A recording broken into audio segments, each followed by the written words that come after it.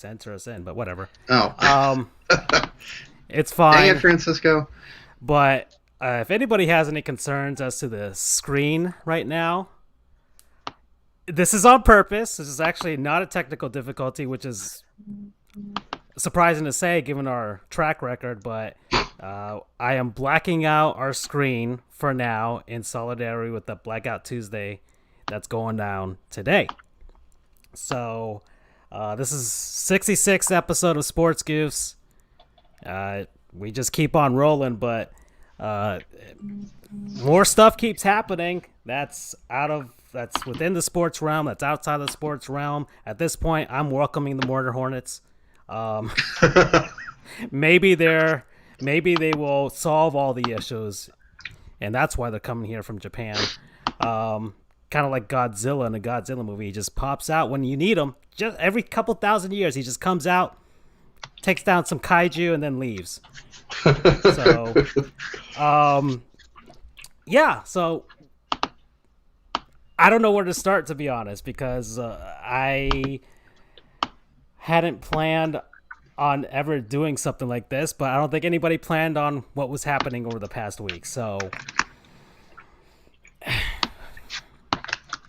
guys, there's a lot of racial tensions going on right now, and That is a massive understatement, Francisco. and I'm not laughing because I think it's funny. I'm laughing because of I don't know. I watch comedy and I try to make light of situations, even though it's hard to make light sometimes. But it has allowed me and a ton of other people in the world to actually sit down and think about some things. Yesterday, I had a absolutely, I don't know, probably one of the best conversations I ever had with my dad regarding what's going on. Um, I mean, we went from everything. I started breaking down history. I guess I got my history degree for something at Florida State. I just went from, Hammurabi's Code, eye for an eye. I went from there all the way to anarchists in the late 1800s in the United States to today. I mean, I went all over the place. I went, I threw in some law stuff because I guess I got a degree for that too for some reason. Um, but it was probably like the most articulate I've been in quite a while, which is surprising to say because I go to court and talk in front of judges.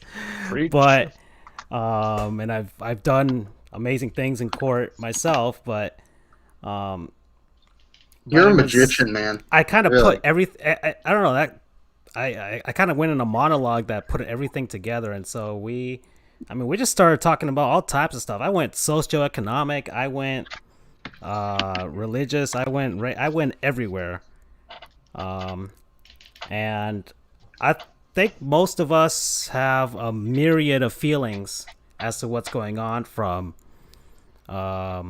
fear, anger, sadness. But there are some uplifting things too. That's hopefully what people are going to focus on from here on out to try and flip the negative into a positive.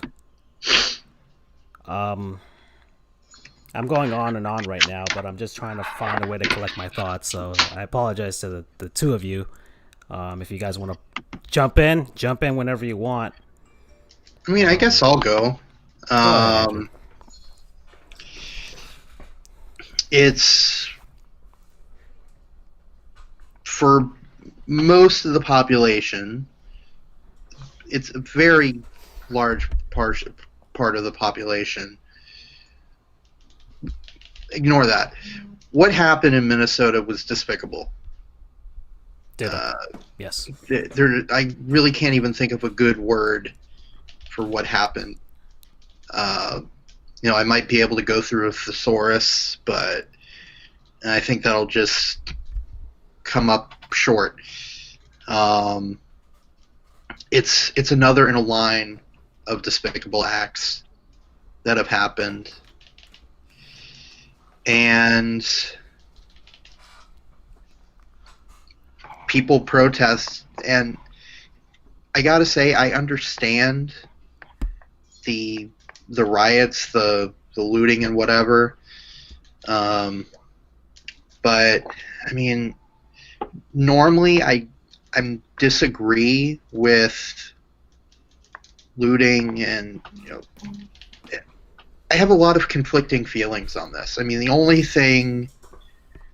two things that I am certain about are what happened was despicable, and I love the protests. I'm so happy that they're happening. Um, we keep saying, we'll never let this happen again, but it keeps happening.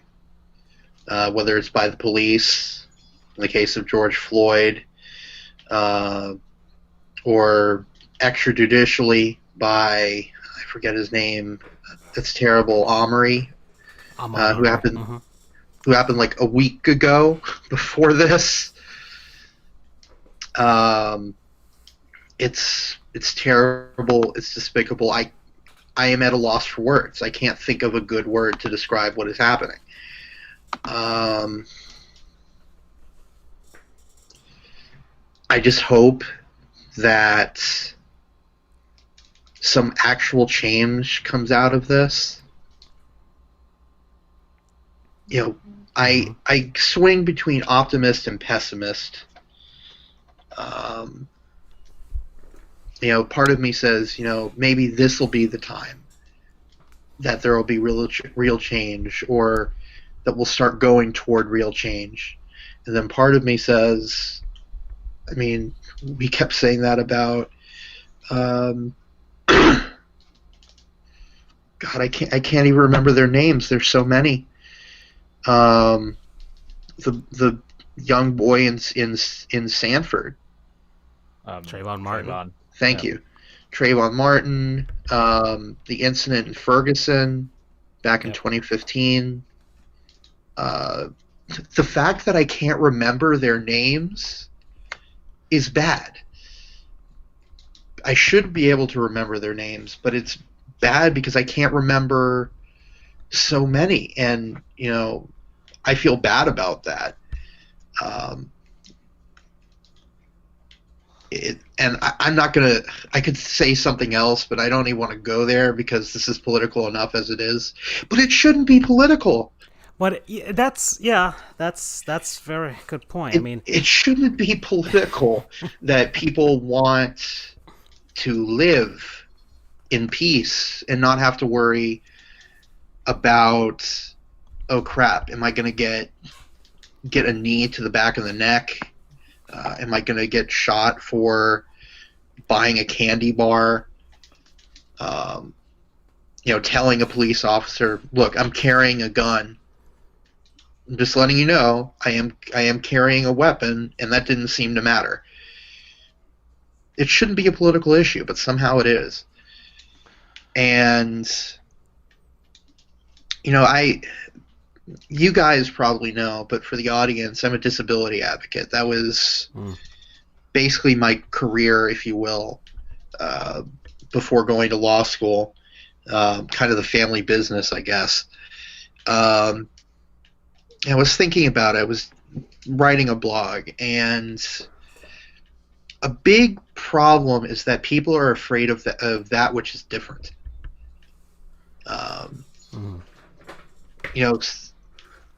It's genetic, if you will. It's a remnant of how we were back in the caveman days. I don't recognize them. They must be dangerous. Be on your guard. And it takes a long time to break something that ingrained in us. I like to think that a lot of us have. Science fiction has tried to lead us in the right direction. Look at Star Trek, particularly Next Generation, where Vulcans are working alongside Klingons. You have peace treaties with unfamiliar races. It's like They see you for who you are. Men and women are equal. Um, that's the way it should be, in my opinion, but it's not. And that's what these protests are about. That's what all of these protests for forever, going back to the civil rights movement back in the 1960s with Dr. King. You have the Stonewall riots. You have the Capitol Crawl for people with disabilities in 1989, 1990, that got the Americans with Disabilities Act passed. So you're always trying to move forward, and sometimes you do, but you eventually you kind of understand that which is different is still scary to some people.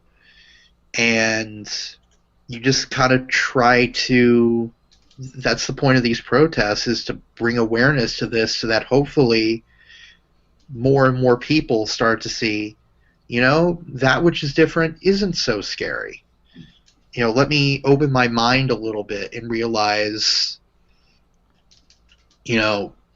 this man over here, he may have a different skin color than me, but we are the same. It's funny. I kept telling myself, I'm not going to talk about this. I mean, not because I'm not supportive. I'll be making a donation probably to like the ACLU or the NAACP. But I didn't want to say anything because I'm afraid my boss will find out, or maybe it'll affect further employment for me. But I don't know, kind of having this platform, which, I mean, we have maybe one viewer right now, so not a lot of people are listening. Although I'm sure like the Japanese or Russians will hear this. Hi guys, how you doing? Oh, and they're wondering what the heck is going on over there, by the way, or over here. Right. It's true. Well, I've seen the comments.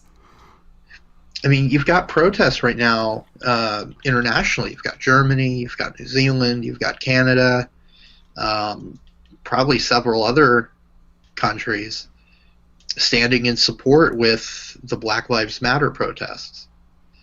So yeah, I wasn't going to say anything because call it selfish, but I wanted to kind of stay under the radar and build a bit more immunity, if you will, so I'm not, oh crap, if I say the wrong thing, I'll get fired or blacklisted. But I don't know, I just couldn't anymore. And this is as not that much of a public venue to do so I feel a little more comfortable doing it. But something's got to change, guys. It's ridiculous. It's, again, ridiculous doesn't cut it, despicable doesn't cut it, words can't cut it. It's just a deeply held gut feeling. It's deep that what is happening generally is wrong, but that these protests are so right. Okay.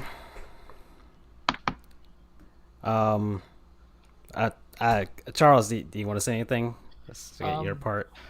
Yeah, I mean, it's always tough and it's always complicated because I have a 12-year-old nephew, and I mean, I got a lot of nieces and nephews, but this one I'm particularly fond of. He, Okay. you can pick favorites, right? But I remember going and watching the news when we went to my brother-in-law's birthday on Saturday, and it's a different kind of environment. Each household is different. This household, is Hispanic, El Salvadorian, Puerto Rican kind of mix in there. Not my ethnicities, but that's just to kind of give some backstory. And he's got his mom, his dad, his stepmama, which is my sister, and then all the connected family. So everybody has a different opinion. And to have somebody that's so young trying to understand what's going on, because you're taught one different dynamic as a kid, and usually it's, I would say, unless your parents are anarchists or parents are very off the rail, you're usually told to respect the infrastructure, respect the system, respect the boys and girls in blue, and then all this other stuff that kind of comes in. Mind you, there's always that kind of prejudice that your family instills into you because you're children, you're malleable. But him being in 12, trying, I just figure, it's a different kind of familiarity. I don't pride myself much on my education. I pride myself on my openness. But to kind of give himself a different perspective as an attorney, I think is with the obligation of being an uncle, I guess a father figure. I think I kind of vomited in my mouth saying that. But, I was like, come on, let's go talk for a little bit. Let me kind of tell you certain things, because to me, and I've been saying this to a lot for people, and I'll tell you guys right now, you guys have known me for a long time. I don't like humanity. I'm not a big fan of it. If you guys have seen season 1 True Detective, I feel like Russ Cole half the time, where we're just sometimes we're diseased, but there's also sometimes good in this world. And I say that because I'm just a spurned old man. It happens. But to see this child and try to kind of explain to him that I talk to him like he's an adult. I don't talk to him like a kid. And what I told him was, this is a very complex issue, that there may be the right answers, they may be the wrong answers, and part of it is subjective and objectivity is thrown out.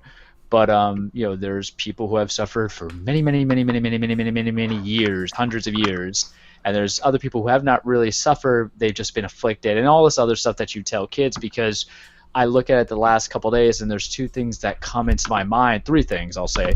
One, whatever that we're doing, and I never thought myself to be preachy. It disgustes me because I like to be in the corners. Remember, whatever we do, whether it's protest for one side, protest for the other, or be very, very, very obnoxiously ignorant towards the sufferings of other groups and cultures, remember the kids are watching, and remember the kids are listening, and remember that they're viewing either your positions of how you feel and how you act out on those feelings, because they're always watching, they're always learning, and those are who we develop now at the precarious ages of 12, 6, 4, 16. So what we should do, is not just going to define who we are in their eyes, but also will help them get an idea of humanity and society, and maybe they don't become as jaded like me, maybe.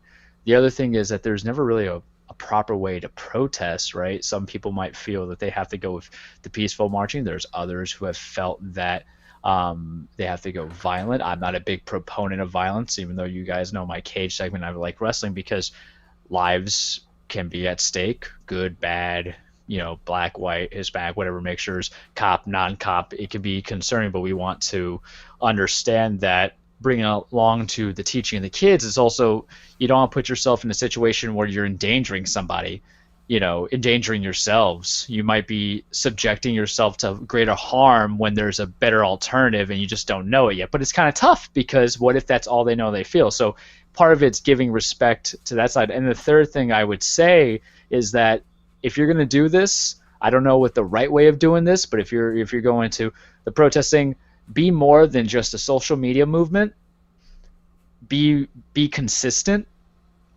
Because that tenacity and that vigilant behavior, and I'm not saying behavior in a bad way, but like wanting to show and say, hey, we have issues, we want to address it, it does not solve itself in a week. It does not solve itself because everybody does something on social media. I mean, I guess that's a step. I'm not very social media friendly. You guys know this is one of the things I wish I could kind of do more for the show. But I think sometimes you need to be constant and don't just like do a checklist of like, it did this so everybody knows where we are. Go vote if you want to see something that's truly moving. One a great rapper is Killer Mike, known for Run the Jewels and everything like that. I know it's an ironic name given the times, but he gave a very impassionate speech in Atlanta about what his people could do. It was very raw, it was very real, and it gave say, like, go vote, deal with how you want to address the process, with mayors and state attorneys and district attorneys who won't prosecute these things, or at least have an open dialogue with police about, what kind of practices they should do. And here's the thing too that everybody needs to understand is that not everybody's a 100% winner. Not everybody self is a 100% loser. There's going to be wins and losses and finding the right way to do things. But be tenacious and don't let this just kind of be a media fad, and don't let this be a flavor of the week, because I'll tell you guys right now, 2020 has just been the pure definition of being in for the moment and that's it, because we started out with Tiger King and no one even talks about that show anymore, right?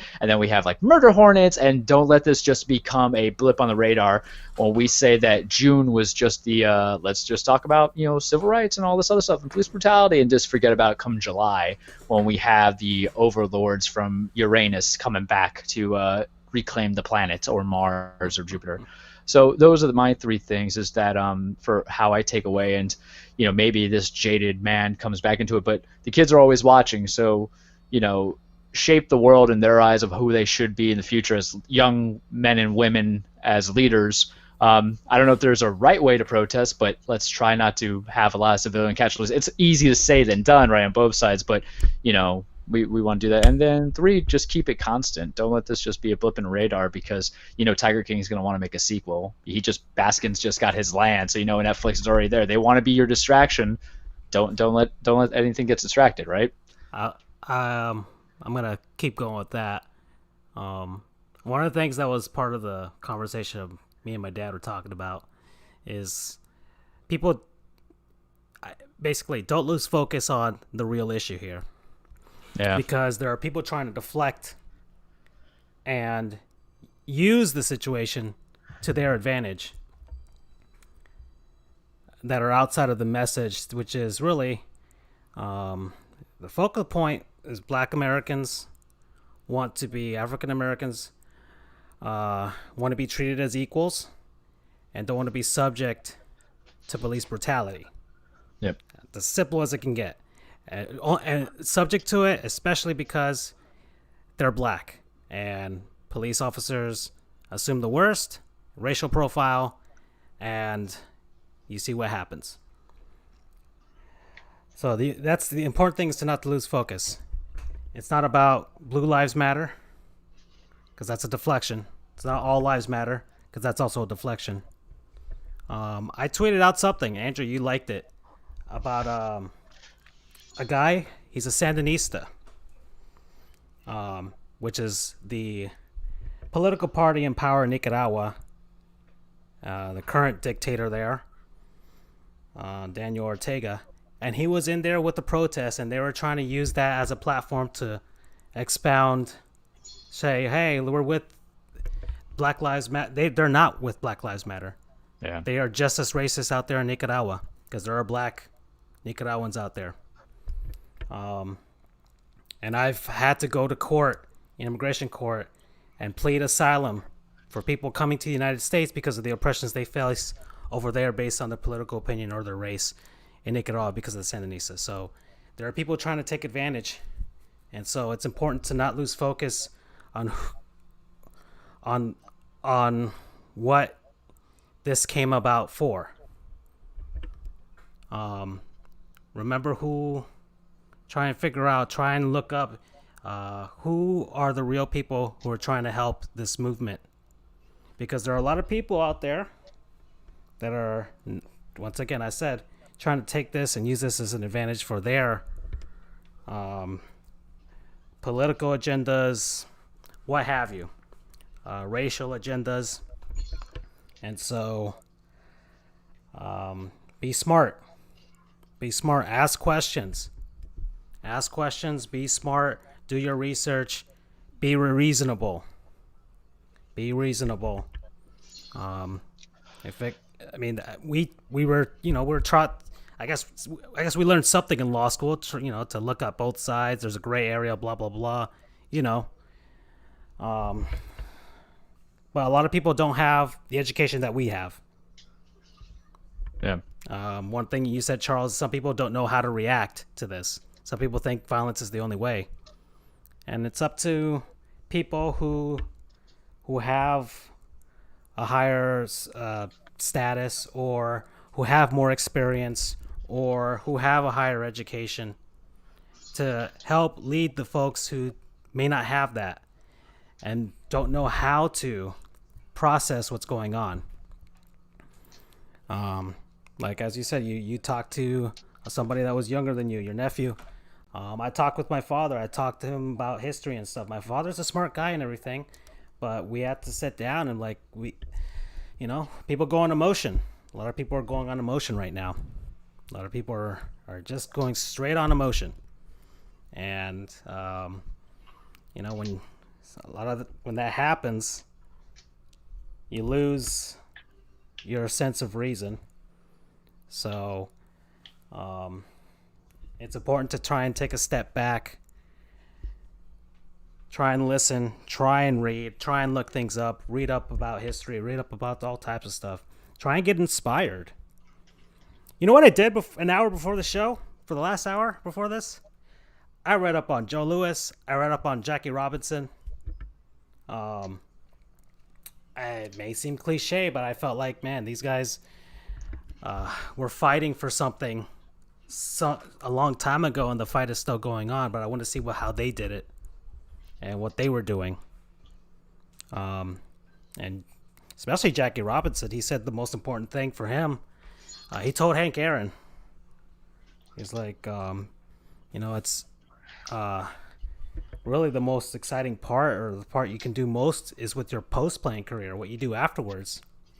Because you'll have more time, you'll have more chance to use everything that all the I don't know, clout, what you would say, or notoriety, your platform, use that to help propel things forward.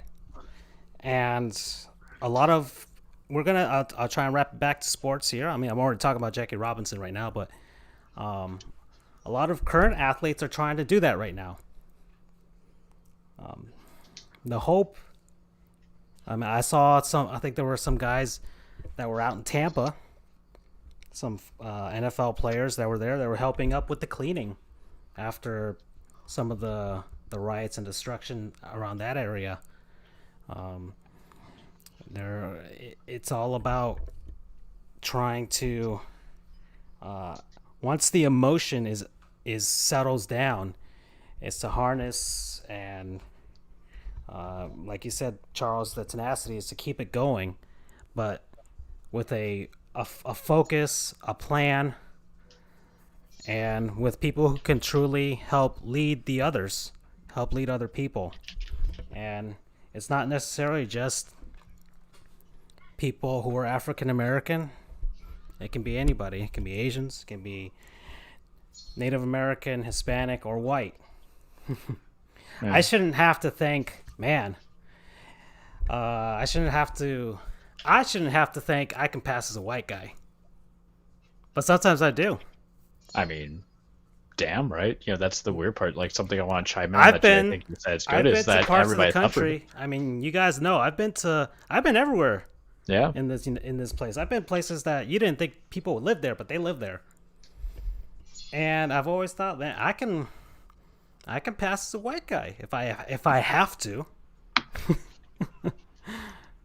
But it sucks that I have to think that. It sucks that I have to be worried about certain people in my family. It sucks that I have to worry about that type of stuff.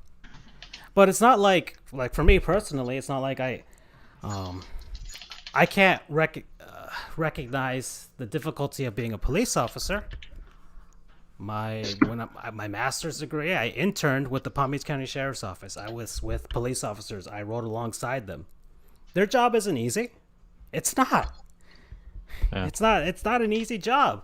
I'm sure Charles, I mean, you're in DV. I'm sure you've interacted with a lot of police officers.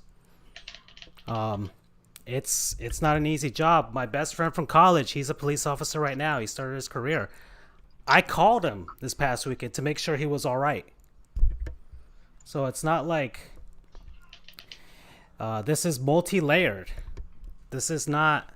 People try and make it simple, and it's not. It's not a simple thing. Some people want you to think it's simple. It's. I'm sorry, I'm saying this. It's either black or white.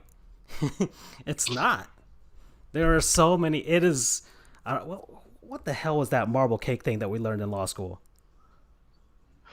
There was something about a marble. Was that in Civ Pro? If it was, then forget it. I hate that. I mean, what is chicken is usually the thing that I remember most out of law school coming out of contracts. But marble cake, I don't remember it, man. I remember something. I remember it, but I don't remember which class it was from. All right. Well, I'm gonna assume it's Civ Pro, in which case I hate that.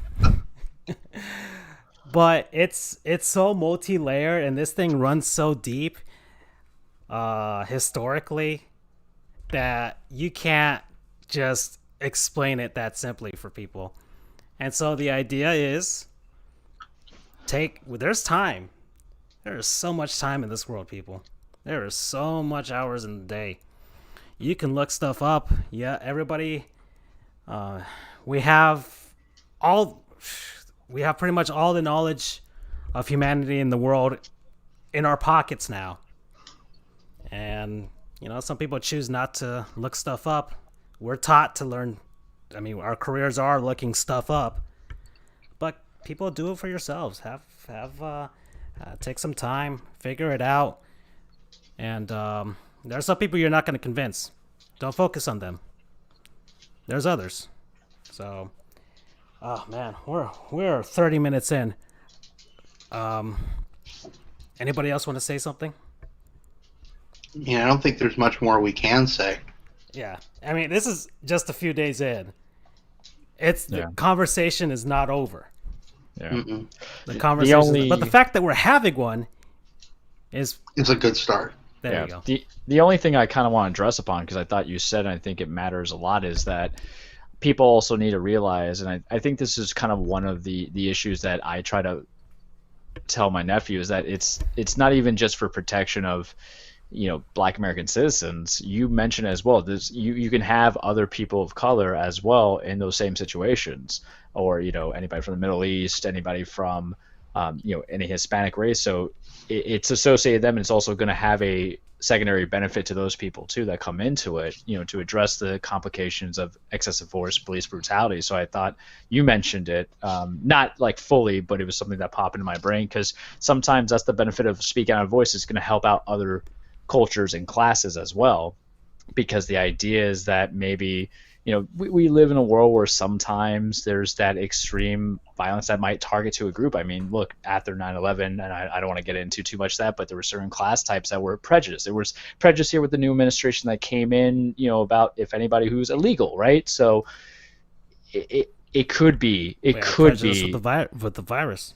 The virus too, exactly. What is done here, and who knows, it'll be done right, but can have a good consequence and a good benefit to more than just a group that people say are trying to get any kind of pandering or special spotlight moments. Because I heard somebody say that, I was kind of disgusted by that. But at the end of the day, who knows, right? We're just here goofing around, the three of us trying to get some sports and real life talk in. Yeah. Man, there's so much more I could say. I don't know if. The rest of the stuff I could say is probably stuff that doesn't help anything, so I'm not going to say it. All right. Do you guys want to move on and get to the actual goofy part of our show? Absolutely. Okay. It's if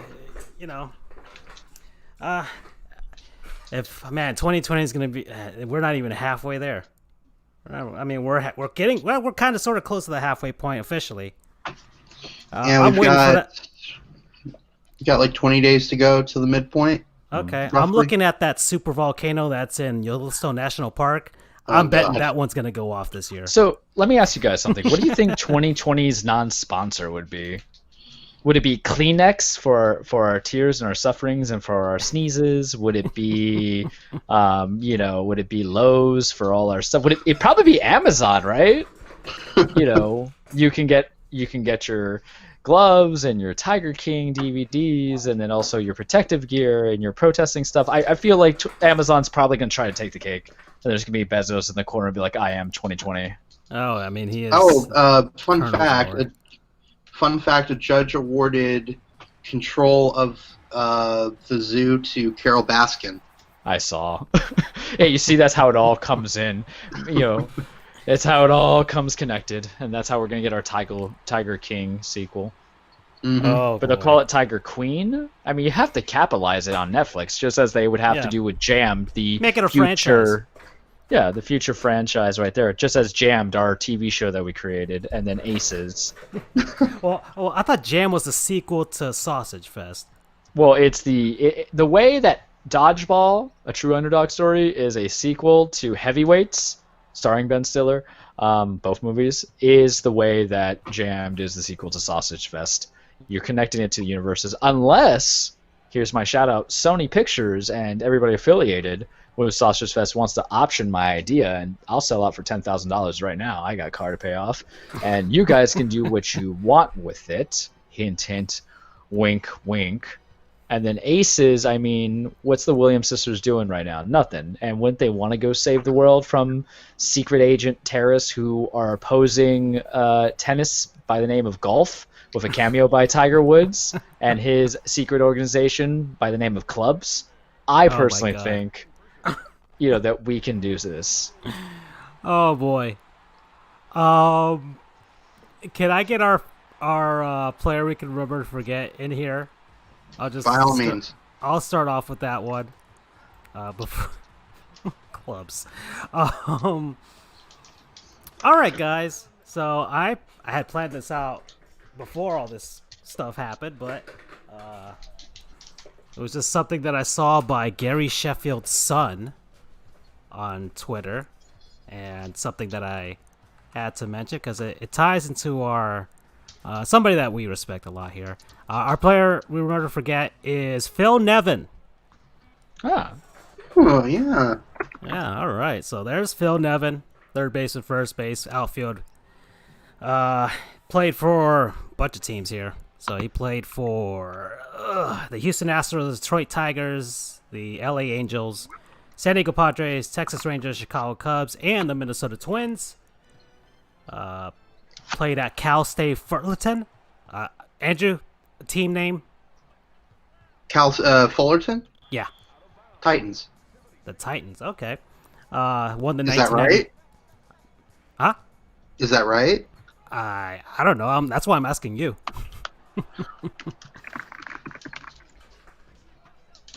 Double checking, although I'm 95% sure I'm right here.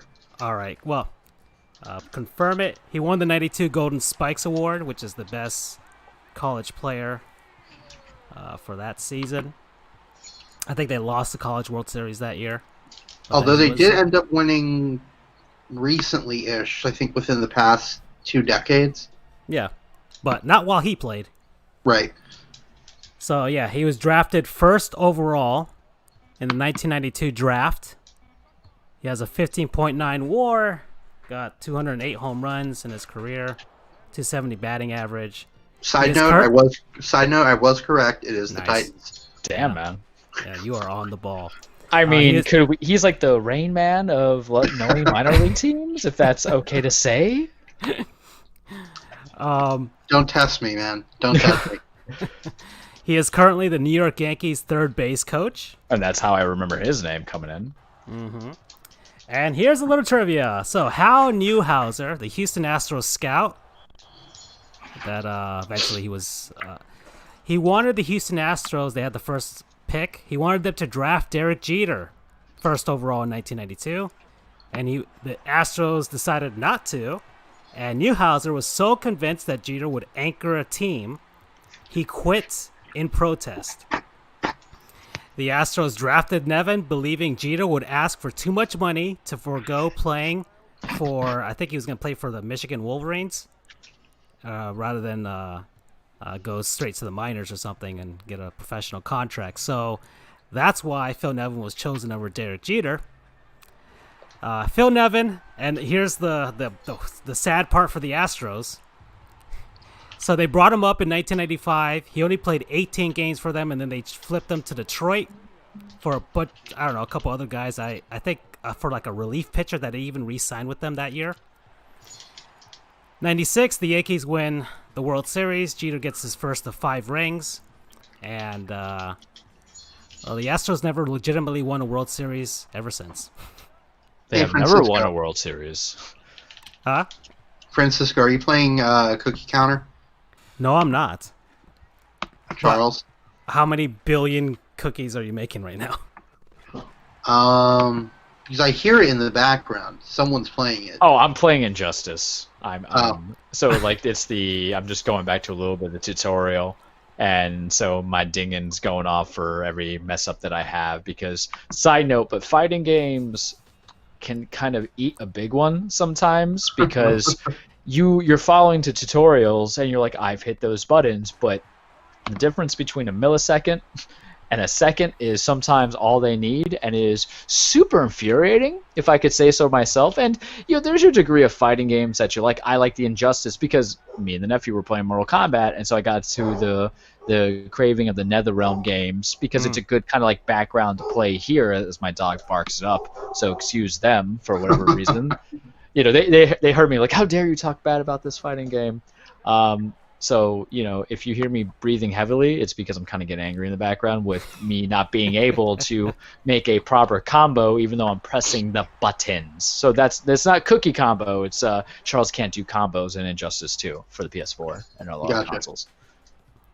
Yeah, it'll be a little hard for me to produce the show and hit the mouse repeatedly at a breakneck pace to get a bunch of cookies editor, so I just can't.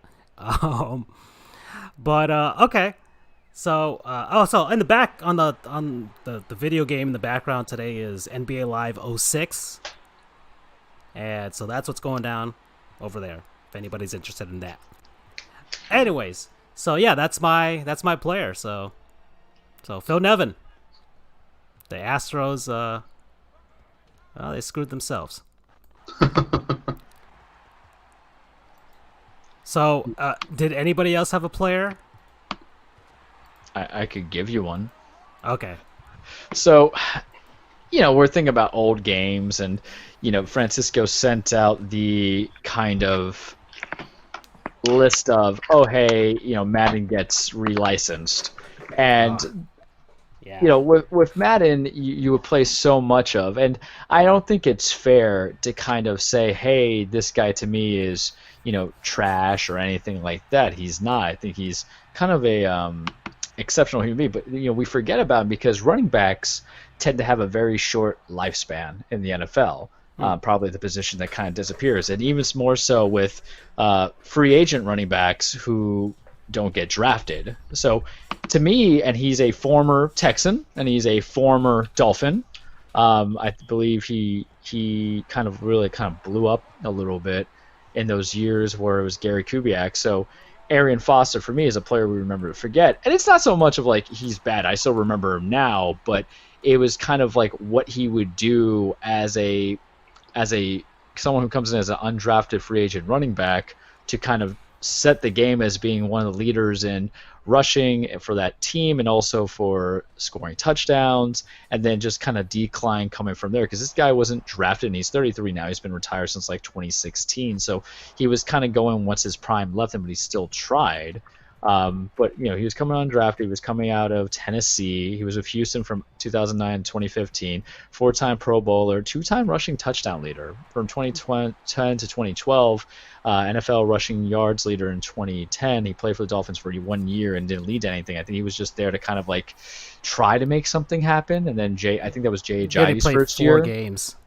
Yeah, but the injury bug had kind of caught up to him. But for a guy who was only, I would call him a short-term starter because he had a lot of injuries kind of building into it. He still amassed over 6,527 rushing yards, 54 rushing touchdowns, and he had 14 receiving touchdowns to go along with it. So I always found his career to be interesting because the Texans have a great way of being like overrated but good enough, and then underrated but then never want to give too much rated, and it kind of shows through the Bill O'Brien years and the Gary Kubiak years. It's my nice way of saying like you shouldn't be good but you still are. And that generation with Kubiak, it was Matt Schaub and Arian Foster who kind of led the way. They didn't really have a guy because remember he was kind of taking over Steve Slayton, who I think was a former player we remember forget, and I was looking at him but I'm like I don't remember if I used him or not.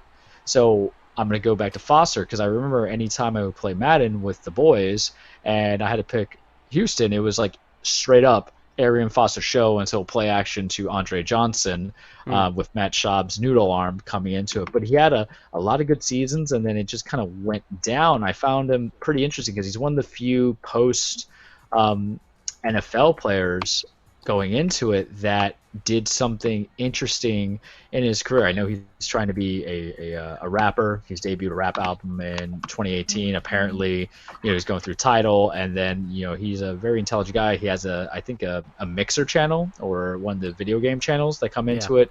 He has interest in doing film and television. So I think he's kind of bringing in this kind of new wave of how to do stuff post football, post professional sports, because not everybody, and I don't know him well enough to be like if he's personable to be a superstar and like entertainment world the way LeBron's trying to do Space Jam too, because LeBron's trying to do his collective of Hollywood love once the NBA careers are over, and not everybody has the opportunity and the ability to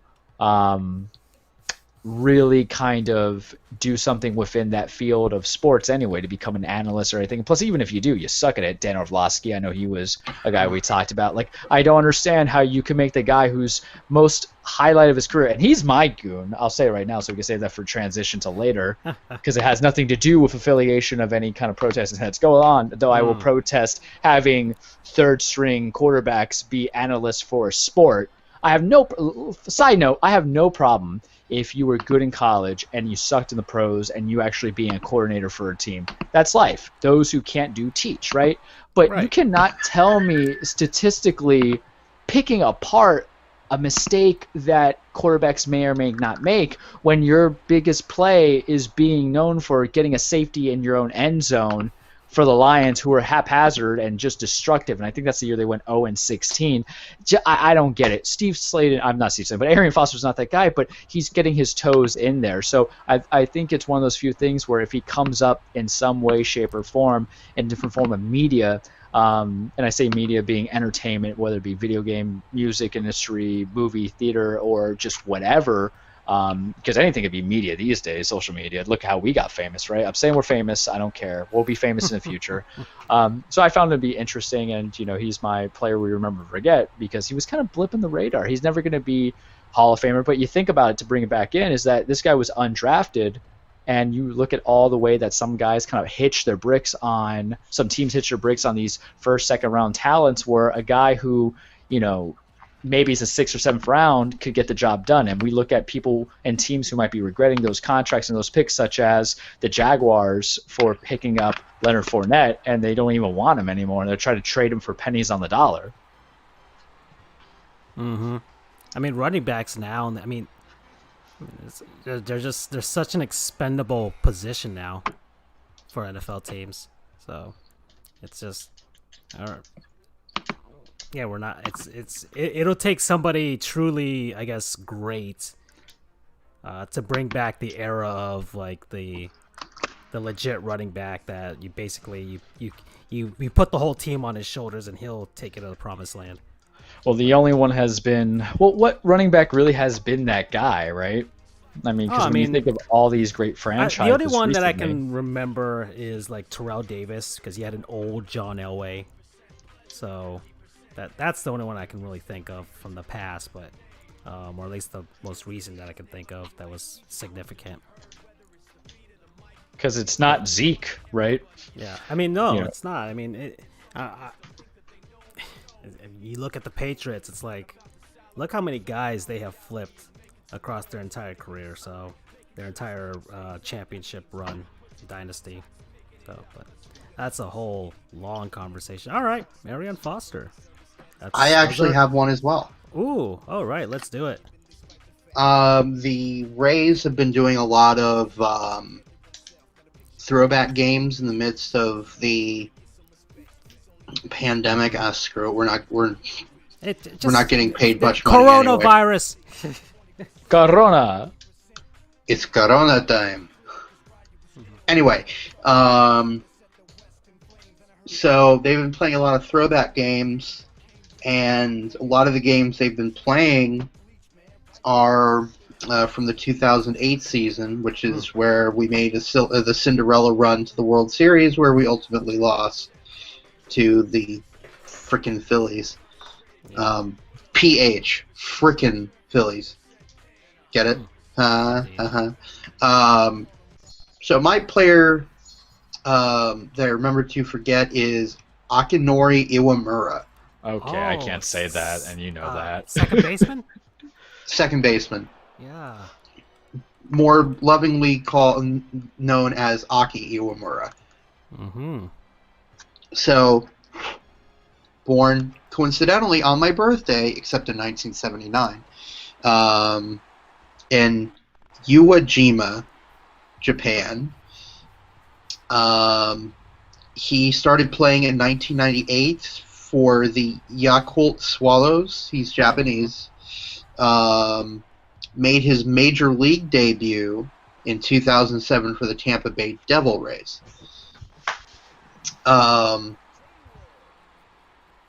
So he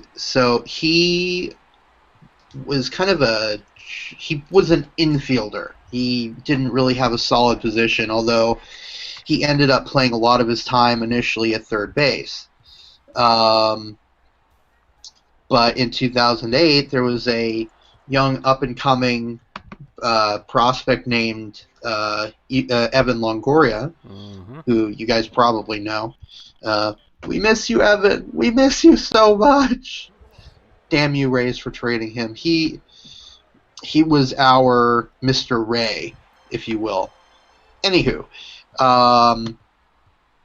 so he was a part of that season and actually got involved in two brawls that were kind of centered around him.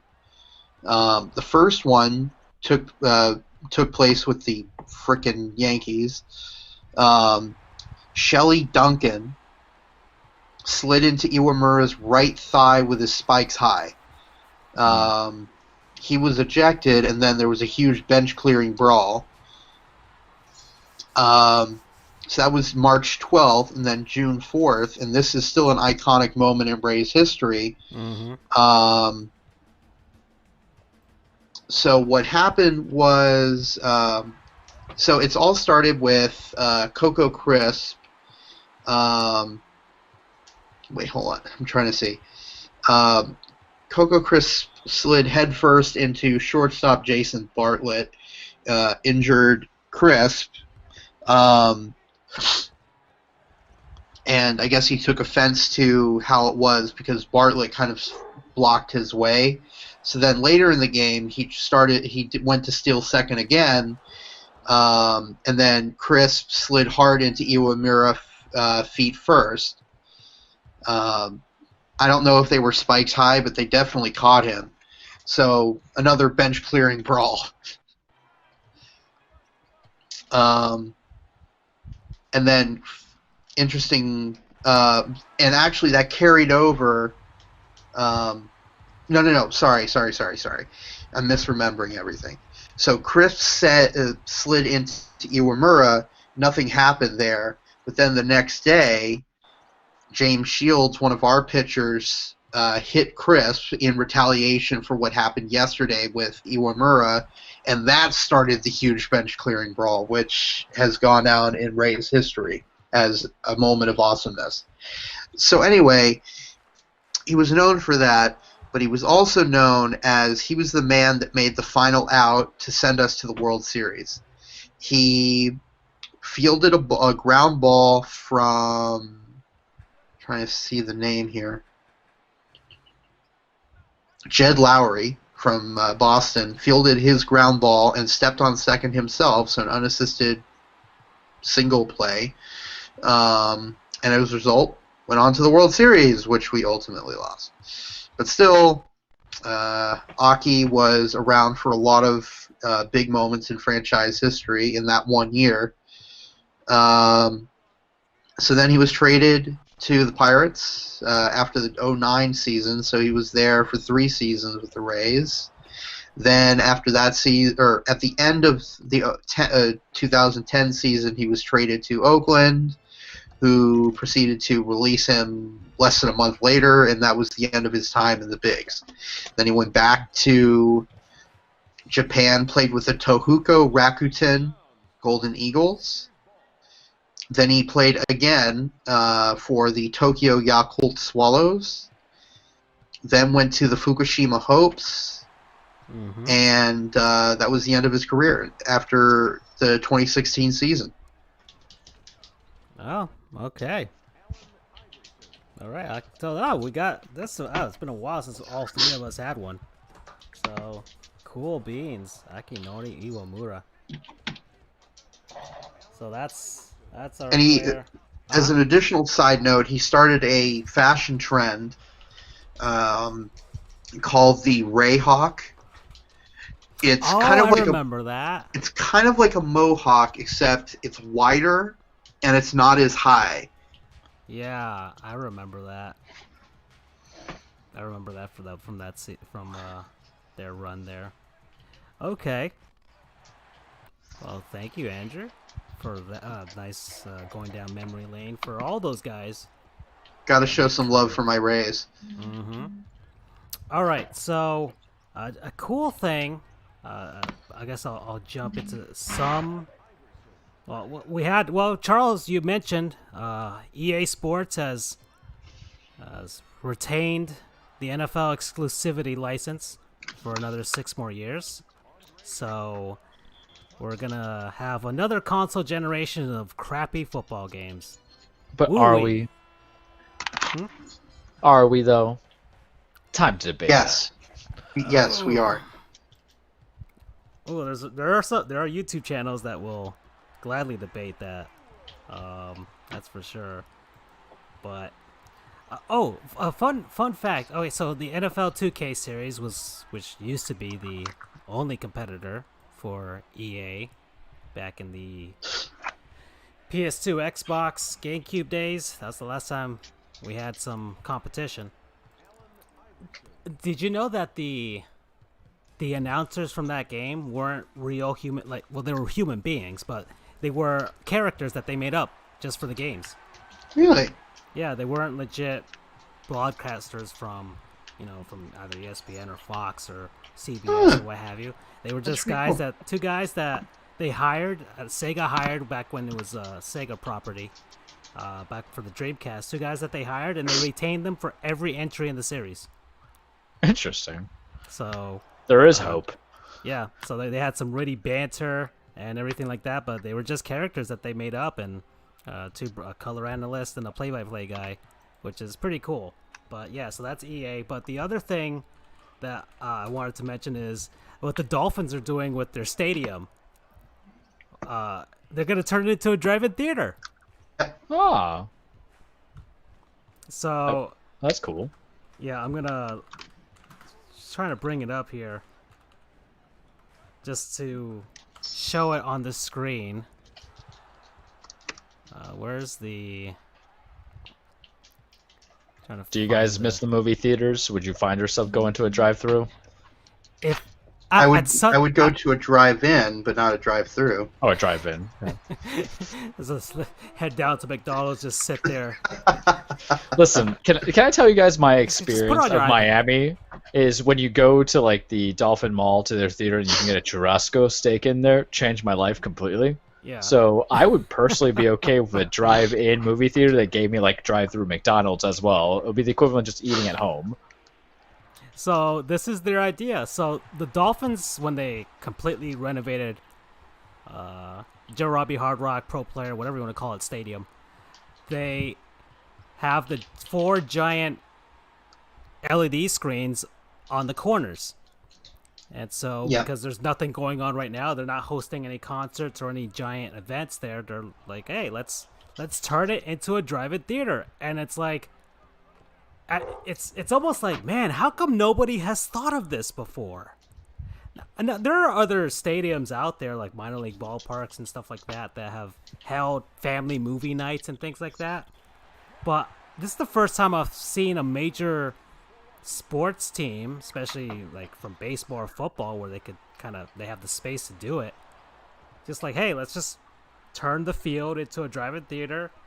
Everybody just brings their car, parks, and watches it from there. You don't have to go to a dirty old swap shop or anything like that in order to see it. So this is a good idea. I am a fan of it. There's an open air plaza outside of the stadium too that has a giant screen when you enter the stadium. Andrew, I'm sure you've seen it. Yes, I have on multiple occasions. And so they're going to use that open air area to host small groups, which I think is pretty cool too. And yeah, that's the idea. So the Dolphins, I have to admit, the Dolphins have been killing it this offseason. They really have. Like, I don't know who they've hired as their public relations people, social media people, what have you, as their scouting and draft and all that stuff, but they've won a lot of people over, and they haven't done anything incredibly terrible so far, which is a welcome relief, if not kind of scary. I mean, when Godzilla comes and destroys the stadium, it's going to be a shame they would never have won a Super Bowl, but in my lifetime. But still, they've been killing it this offseason. So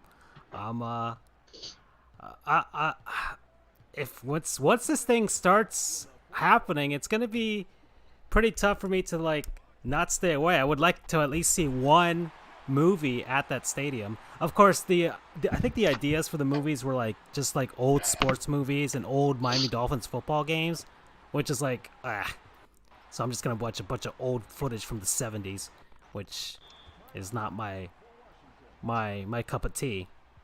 So, but if they can work in some movies that I haven't seen, log into somebody's Netflix account and play some stuff up there, then I wouldn't mind that. Heck, you could have some esports going on as well. Everybody in their car and watching what's going down.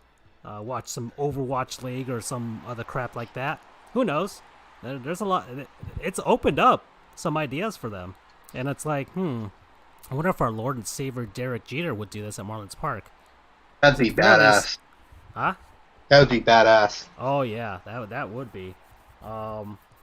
So hopefully they think of that too, because baseball. I mean, now the field is artificial turf at Marlins Park, so you can just have a bunch of cars on top of it now, and it won't kill the grass. So that's pretty cool. I like this. This is a very good idea, Miami Dolphins. Very good idea. You've I can't believe you picked 2020 of all years just to actually do some good stuff, but hey, you're doing it. All right. So, there's that.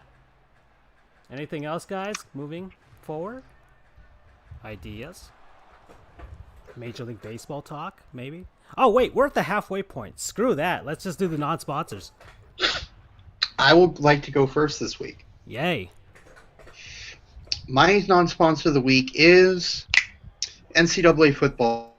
Or actually just 13. NCAA football 13 specifically.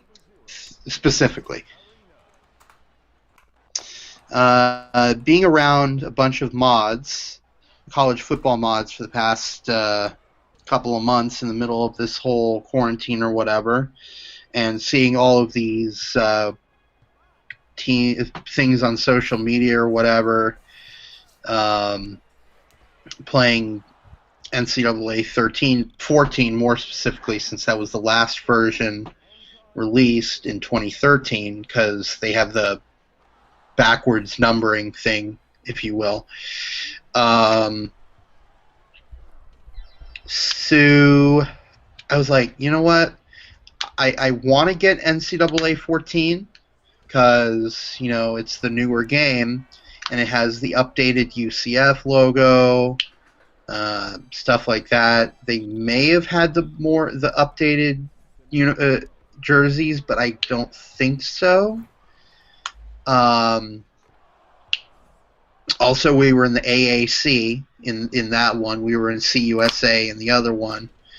But I'm not paying $180 for a video game. Supply and demand, people. Supply and demand. Dear Lord. Supply and demand. Everyone's like, oh my god, I need the game. I'm so bored and I want to play it again.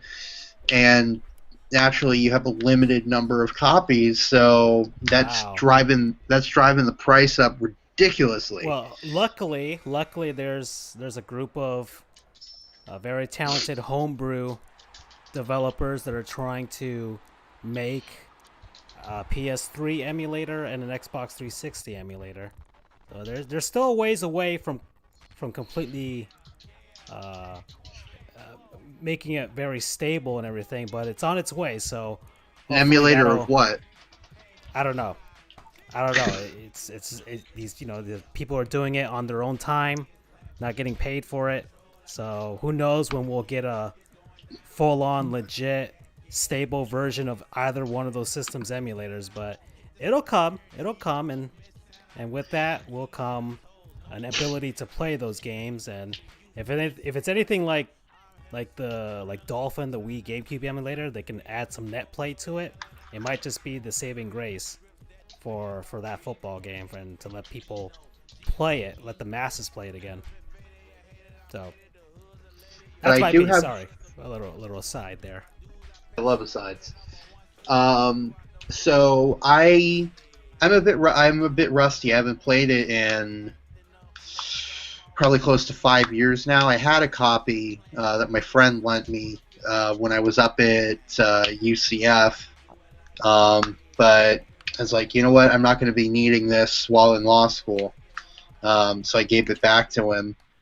And eventually, later on, I'm like, damn, that was a mistake. But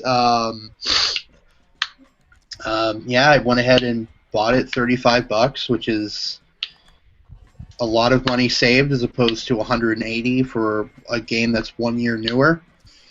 I started off. Right now, I'm playing what's called a dynasty, which is where you take the reins of a head coach. And if you want, you can work your way up. Start at the bottom. Now we hear. You could obviously choose to go ahead and play as Alabama immediately, but that's not my style. So I went ahead and started at San Jose State, the Spartans, and see, I'm 2 weeks into that dynasty. And it's fun because not only are you coaching, but you have to do recruiting, things like that. So it's very in-depth. It's a lot of fun. So I've been playing that. I've had it for a couple of weeks now, and I play it every now and then between work and studying.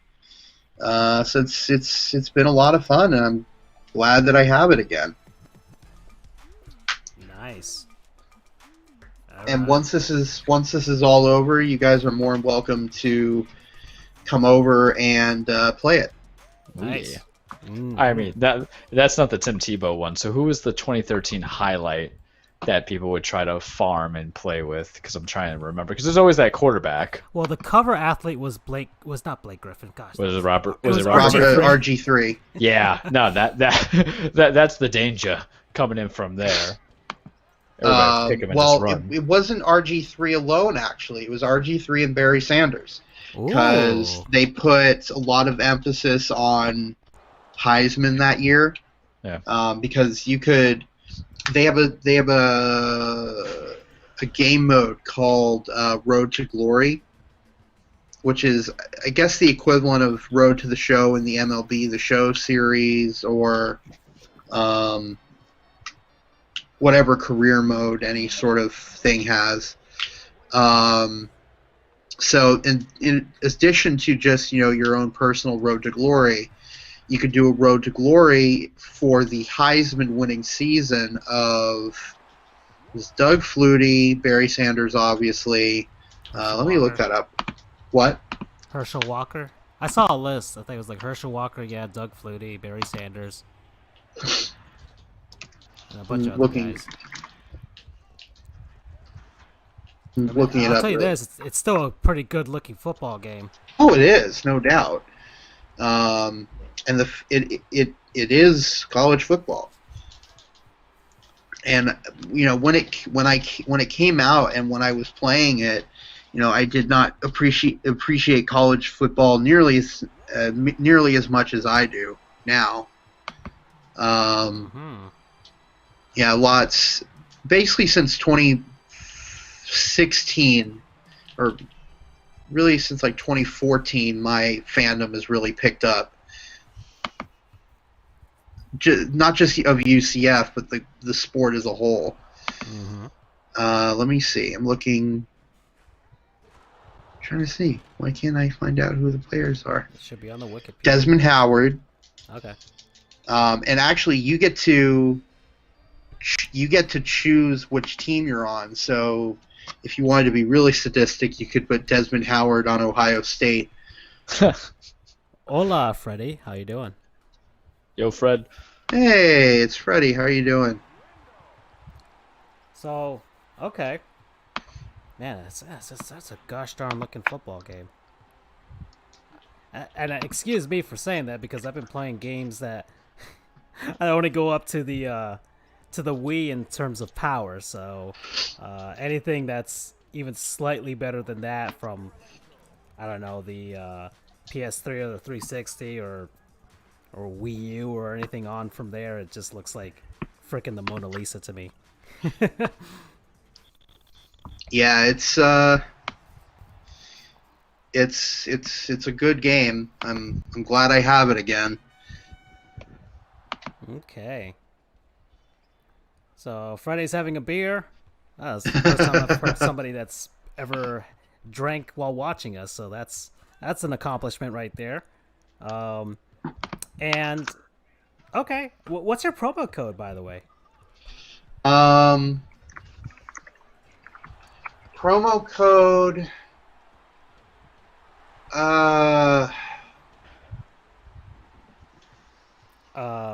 Okay, promo code. Pray for the hackers. I don't know. Promo code.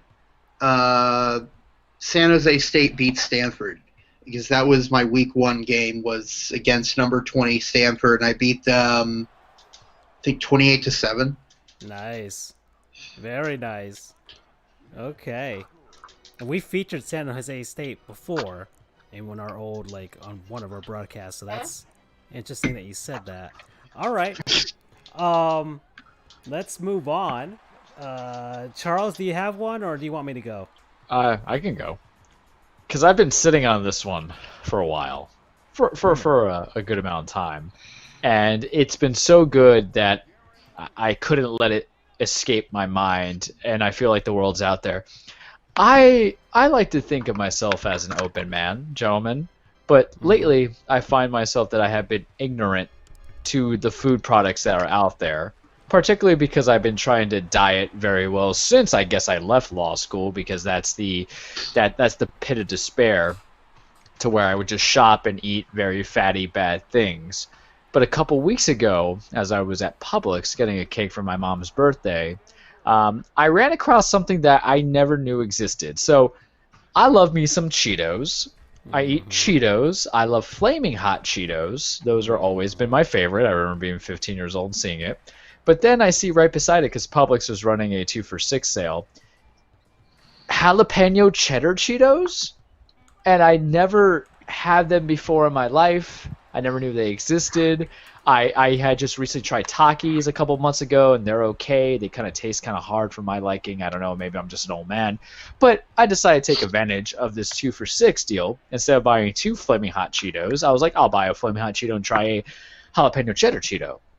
So I go home, have my jalapeno cheddar Cheetos, and I hear music in the background. I hear Boss music.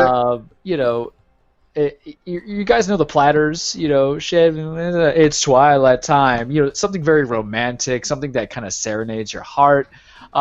That's how I felt having jalapeno cheddar Cheetos. It was delicious, and I know there's a trend of Charles just eats Cheetos when they're around because that's the KFC love that we had it when I had my Cheeto sandwich. But it has the right amount of jalapeno flavoring and the Cheetos flavoring and a good amount of the cheddar.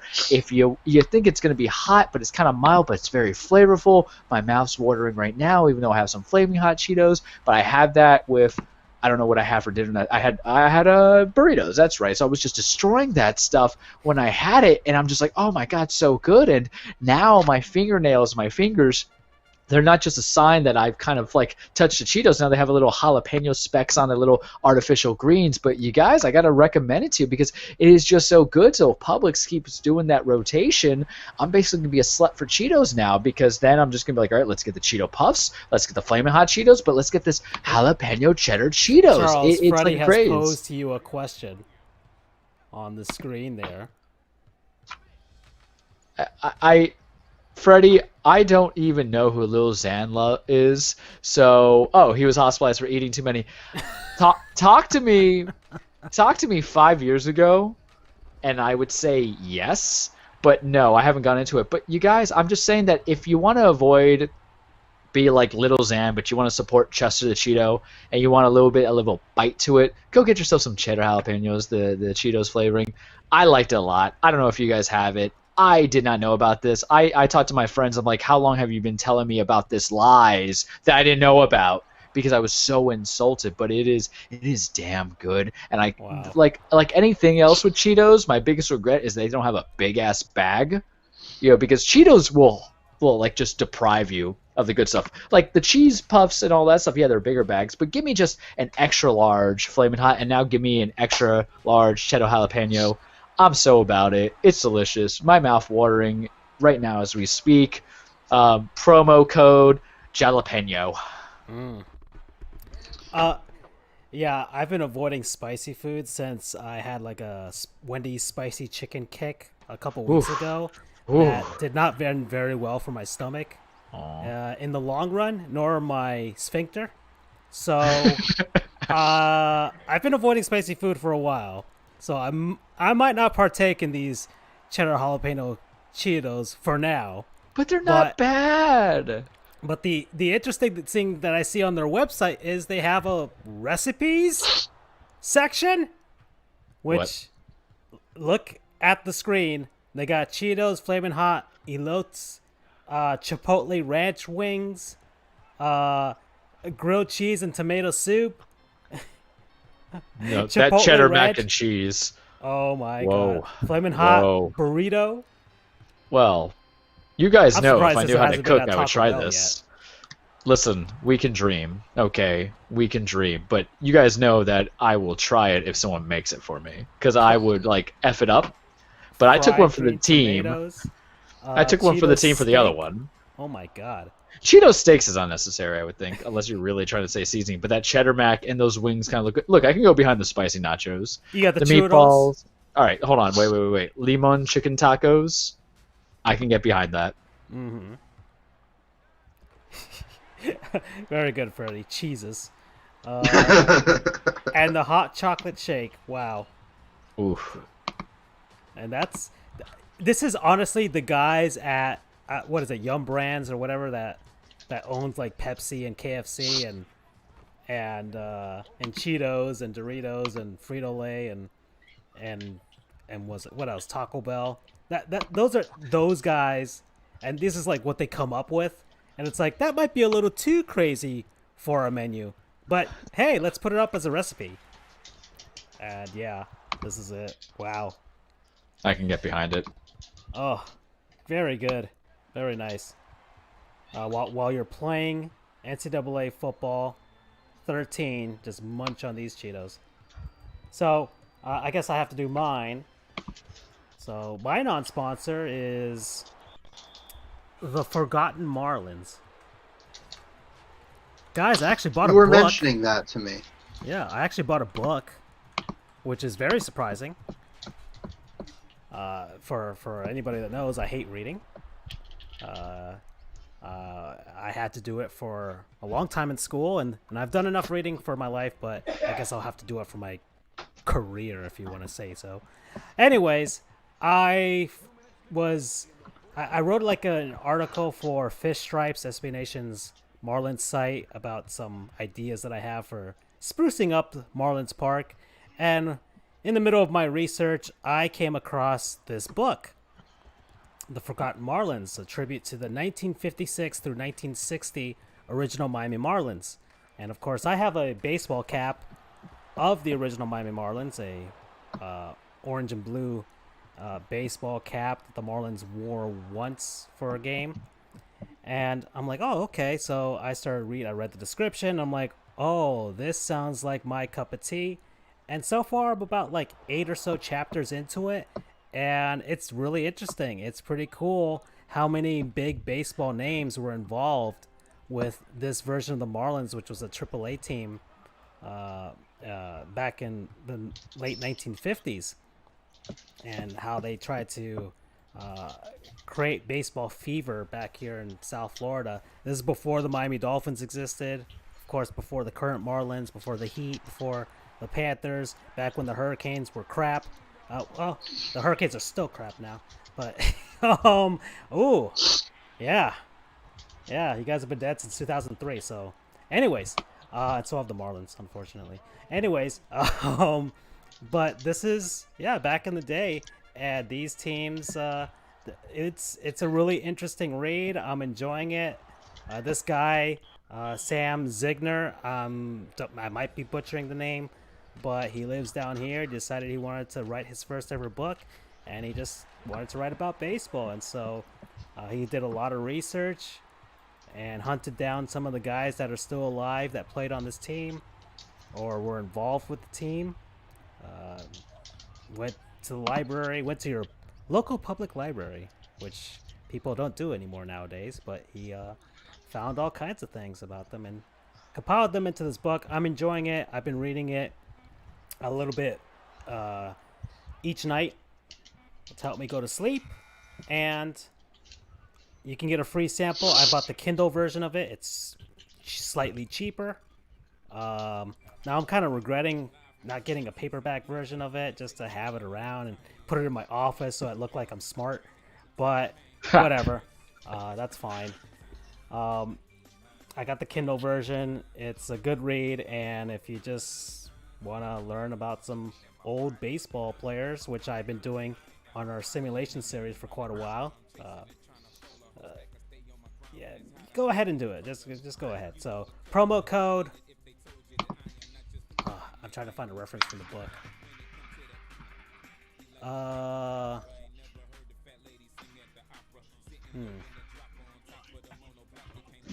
I don't know. Satch. I'll say Satch. Okay. Good one. Any kind of reference or reason? Satchel Paige, baby. Hell yeah. Oh. Okay. One of the, Is he a former player? I don't know much about old Marlins or anything of that nature. oh, Satchel Paige is one of the greatest players Pitchers to ever of all throw time. baseball. Satchel Paige, Hall of Famer. Is it won the, yeah. to Oh. learn a goof moment? I think we Oh. can transition that because Oh, sheesh! I could do a Let's Haul y'all about Satchel Paige if I wanted to. I could. I didn't. We should build up our, I don't know, I guess our information against him, or information for him, and then just do a full out one next week. How does that sound? What do you mean? Should I just start talking about him, or I should just wait for next time? I'd say wait for next time. Okay, that's fine. That's fine. I can do that. Well, I can put the guy that I was planning to do anyways. And I think I hope I didn't do him already. People could take that out of context.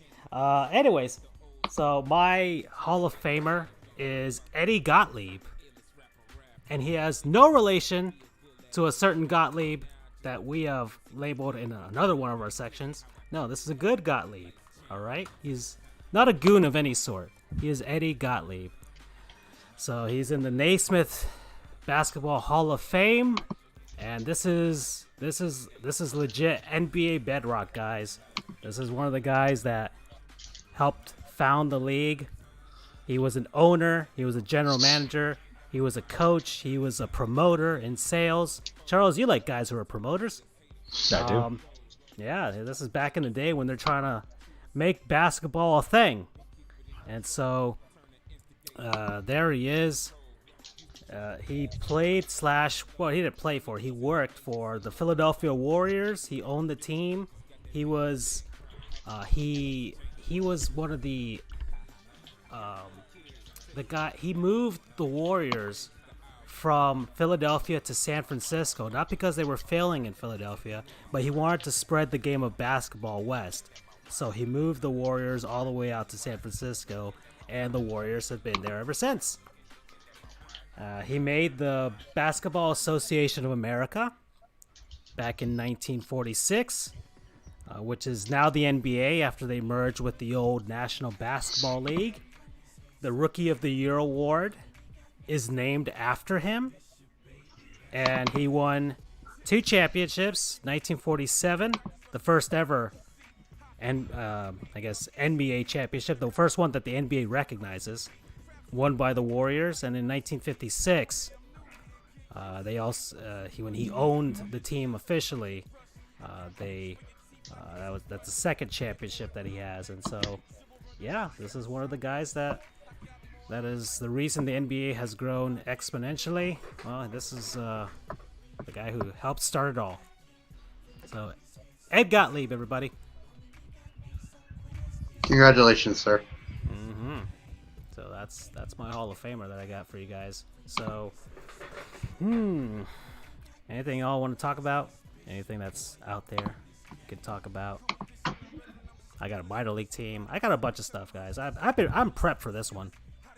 I am prepped for this one. Go and do it, my friend. Guys. Okay, I guess I'll keep going. So I guess I don't want to completely hijack this episode, to be honest. Go for it. I'm cool with it, man. Andrew.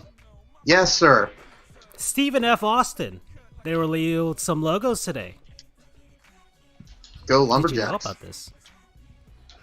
I did not. They are the Lumberjacks, correct? Oh, man, you are good, dude.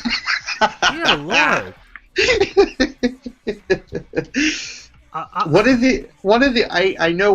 know I used to do guess that College nickname team. with you guys, but I Yeah. would love it if you guys could flip it on me to see how much I know.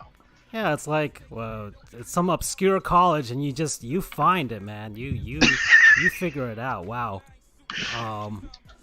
Charles, I have a task for you. Tell me. Go and find the most random. Give me like 5 teams. Find the most random teams you can think of, and after this segment, I want you to test me and see how much I know. All right. What's the sports? You want it to be minor league. You want it to be college football. Okay. I mean, Yeah, minor league's super hard. I mean, there are some weird names out there. I mean, listen. He's basically stroking himself on his greatness. Let's give him a challenge now, right? Yeah, we don't. He's a lion, man. He just goes straight for the jugular. He ain't gonna pussyfoot around. But I will do this to go from there. We'll call it the Andrew Knows Best segment from here on out. So I will be perusing. You guys go through. Do you guys remember FBS, that, FBS? What was it? I think it was like a show on ESPN, Stump the Schwab or something like that. Yeah, it was something Schwab. Yeah, that's kind of what it feels like. That's kind of what it feels. So anyway, Stephen F. Austin, they revealed some new logos today. They wear purple and white, and so that's what went down today. This is the change from, hey Andrew, they got rid of the beveling that you hate so much. Thank God. So they've changed their shade of purple to a kind of like a lighter version of it. Cool. Let's see. So there's the one of the alternate logos, SFA. They got the end of the axe with some of the, I guess, the pine trees that you can see in that region of Texas. Oh, that's pretty. Yeah, it's pretty cool. I like it. They've got this one. They've got like the Lone Star with the trees there. I mean, it all makes sense. They're lumberjacks, so they got the Lady Jacks instead of lumberjacks for their female teams. And there you go. All right. So they're jacking it over that Stephen F. Austin, that's for sure. Let's see this. Let me see if I can play this video here. And here we go. So they're showing off the pine tree. So, what, Andrew? What conference do they play in? All that stuff. That I don't know, but I know that they are Division One, and I do not believe they play football. Mm. So they're more known for their basketball team because they, at least this past season, they pulled off a major upset against who I don't Check remember. the screen. Freddie's got that. They do play football. It'd be kind of weird to not have a Texas team that doesn't play football, or to have a Texas team that doesn't play football. Southland Conference. Oh, okay.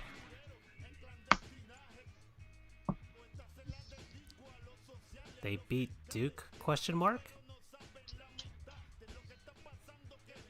So there they are, showing off their. I think it was Duke. Good call. So that's some of their older word marks. Look at that. That's some of their older logos, and now they're showing off their history. Although, unfortunately, it looks like, and I forgot about this, there's just been so much news recently, that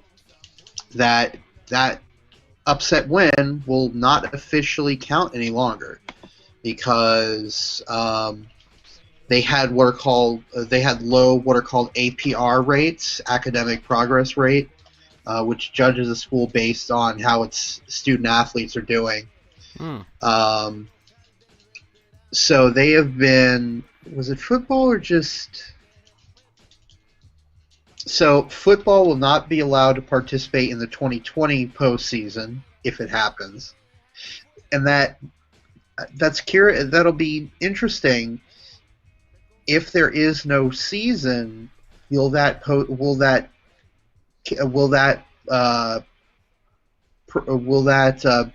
ban, will that carry over to 2021? We'll find out. Basketball cannot play in the 2021-22 postseason, and baseball will be prohibited from 2021 postseason. Wow. And let's see. I'm trying to, because it says the basketball team forfeited 289 victories Wow. between the sports. So you have 117 gone from basketball, 112 from baseball, 29 in football, and 31 in softball. Yikes. Okay. So they may have revealed a new logo, but they will not be able to show that off in the playoffs anytime soon. Okay. Also, the Myrtle Beach Bowl unveiled their logo. Okay, not bad. Not bad at all. Oh, we'll finish Myrtle Beach Bowl, but we have to bring something up that I saw in passing on Chris Creamer's site. And so there are the three logos: the Fenway Bowl, the Myrtle Beach Bowl, and the LA Bowl. All right, not terrible. Kind of generic, if I'm being honest. Yeah, the Fenway is okay. I was hoping they'd incorporate the Green Monster, but they have basically the grandstand, the press box for That is so generic. for the stadium. Awful. So give me a second. 1 second, guys. I have a bit of a technical difficulty. 1 second. Okay, I can't hear you guys. They can't hear you either because my effing headphones went out. So, how am I gonna do this? How am I gonna keep everybody entertained for the couple minutes that I need to get this thing charged up with my super rapid charger here? Well, Andrew, you were gonna talk about something, and something you said that was passing with Chris Creamer. I'm gonna give that like 3 minutes. You guys, whatever you guys are saying, they can't hear it. So you're just hearing me mouthing off. So I'm just going to talk about something I was going to talk about anyways, just real quick, that is part of the news here.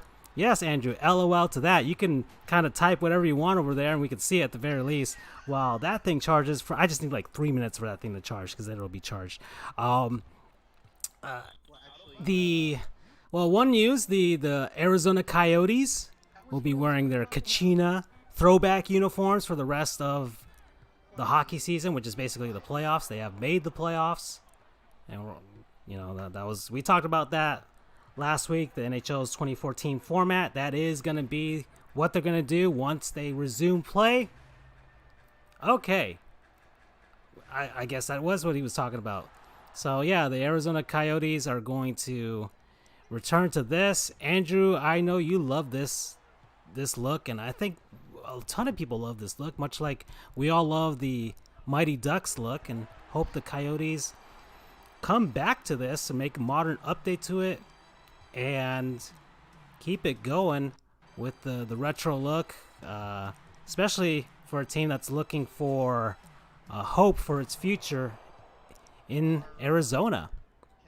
New arena somewhere closer to Phoenix, something like that. And there we are with the Arizona Coyotes. Back when they used to share their arena with the Phoenix Suns. And some good some good hockey teams there.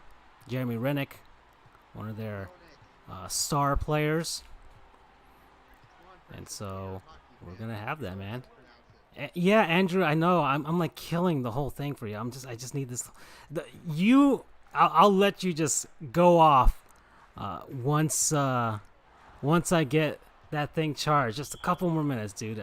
Let me cover the other thing, because you can talk about it a lot more than I can about the Coyotes. Because man, I know you really love that logo. I like this concept here for the Arizona Cardinals. But anyways. The other thing was the AHL will be welcoming the Henderson Silver Knights. I'll talk more about my experience with Wendy's Spicy Chicken. Okay, so the Silver Knights, which I also love, and Andrew, I'm sure you can talk about that too. I'll leave that and the Coyotes thing to you once you get back here. So anyway, I went to Wendy's. Man, I was on a Wendy's kick, man. They have the thing on DoorDash. I think you order a certain amount, and it's like free delivery and all that stuff. So for some reason, I was just maybe it was I don't know, subliminal messaging from Dak Prescott, but I wanted Wendy's spicy chicken nuggets and sandwiches. So I ordered them I think 3 days in a row. I had it for dinner or something. And night 1, fantastic, great, loved it. Night 2, yeah, things are going great. Night 3, okay, this still tastes the way I want it to taste. But night 3, once it was in my stomach and I was in bed and trying to digest it, my intestines had revolted on me. Yeah. Well, I'm talking about that too right now, Andrew, but in a different context. My stomach revolted on me, and let's just say I needed a very long and cold shower after the night that I had. I could not sleep. I took Imodium. I took all kinds of stuff, but the pain was awful coming out, and that's the reason why I'm not going to try any jalapeno cheddar cheese Cheetos anytime soon. My brain just will not allow it for now. All right, I've had some Mexican products and stuff like that, but just not spicy stuff. At least nothing that goes above mild for me, because I cannot take it at this moment. So that was my experience with Wendy's. So I'm gonna grab my headphones again and see if they're nicely charged, and we can continue with this episode. Give me a second to make sure these guys are here. Can you guys speak? Oh my god.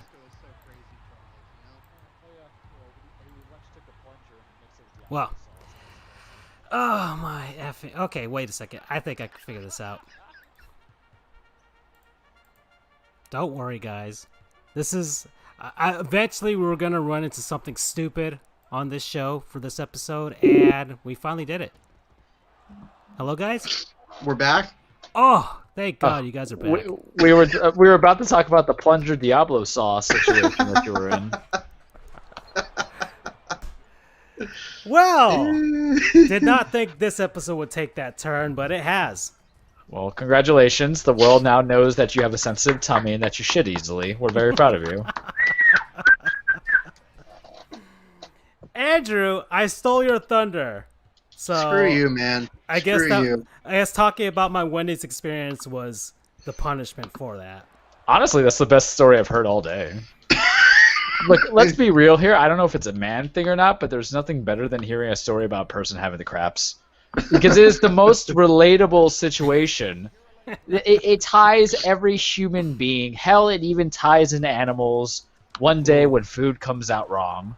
Yeah, I mean, there's a particular red velvet shake at BurgerFi that always does the trick for me. Like it is automatic. Once I drink it, it's great going in, but it always comes out in a hurry. Oh boy, Andrew. Yes. So how about those Coyotes uniforms? I am so happy. You have no idea.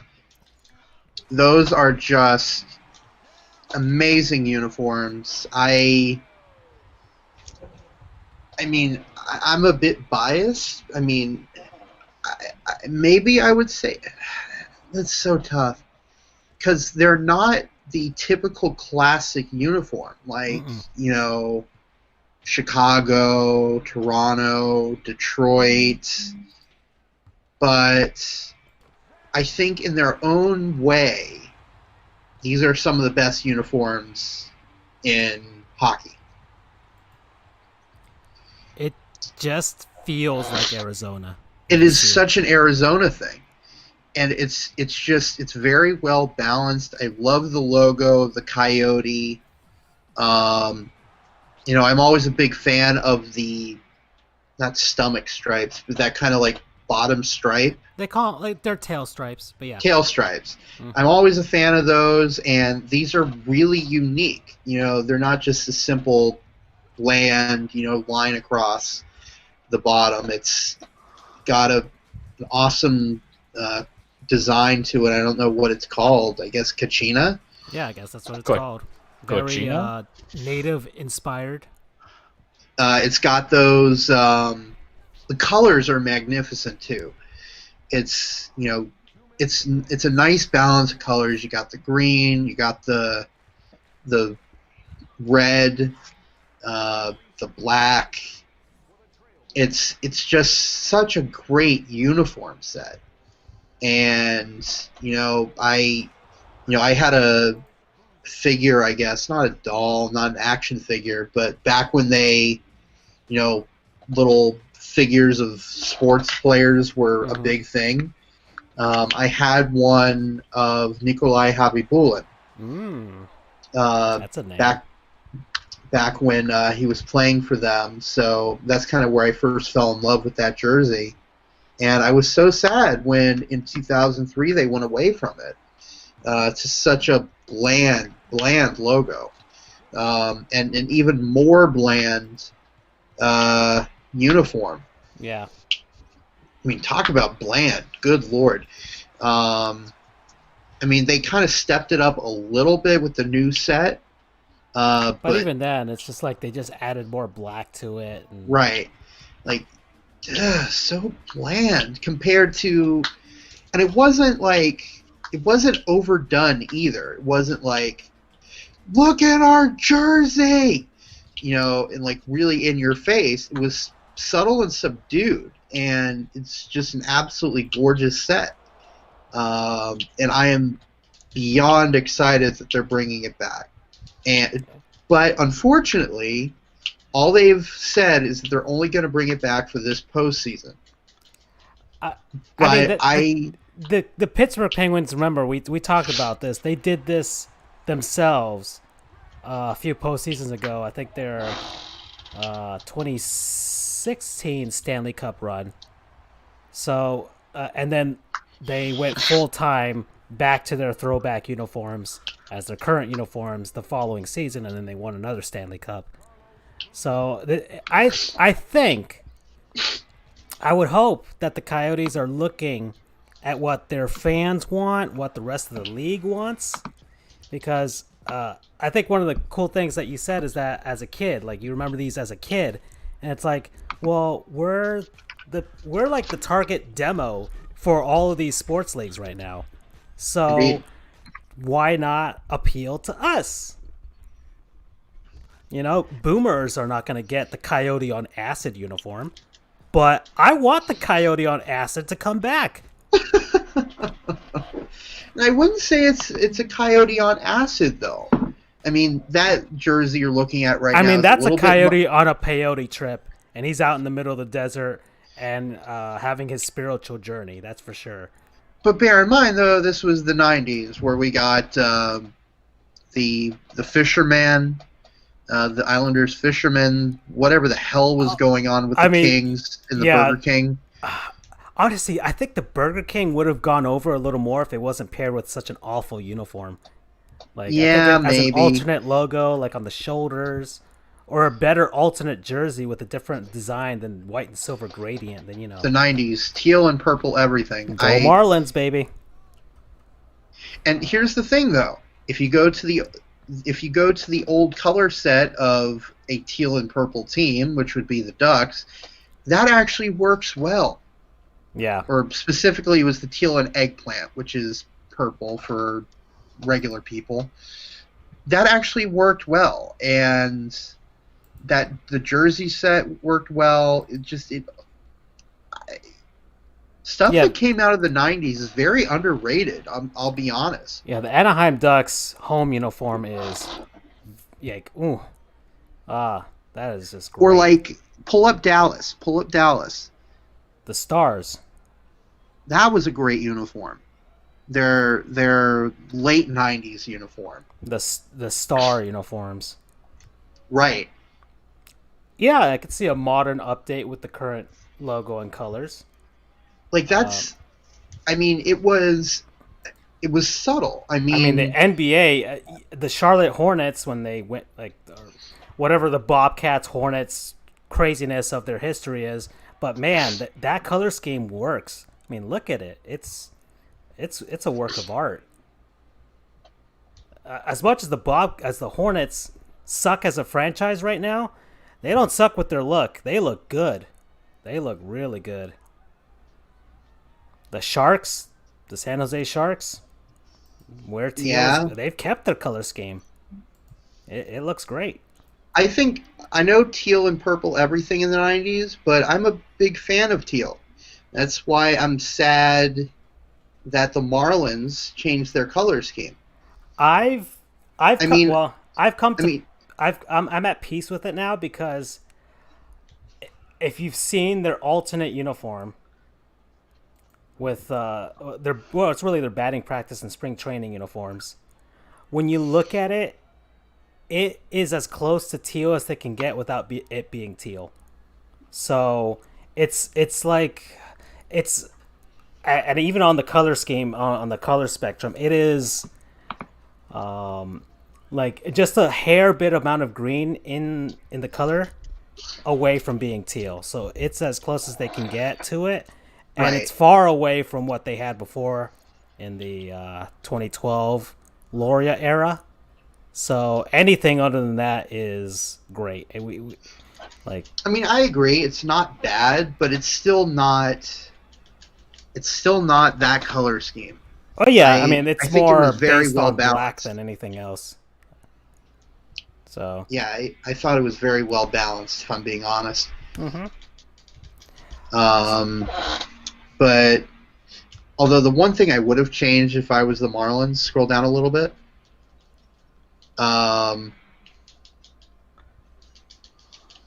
Is that I wish they had a black cap with a teal brim instead of the teal black. Yeah. Well, I think that would have looked nice. they sell it as, like at Lids or something. You can find a version of that somewhere. So it's all right.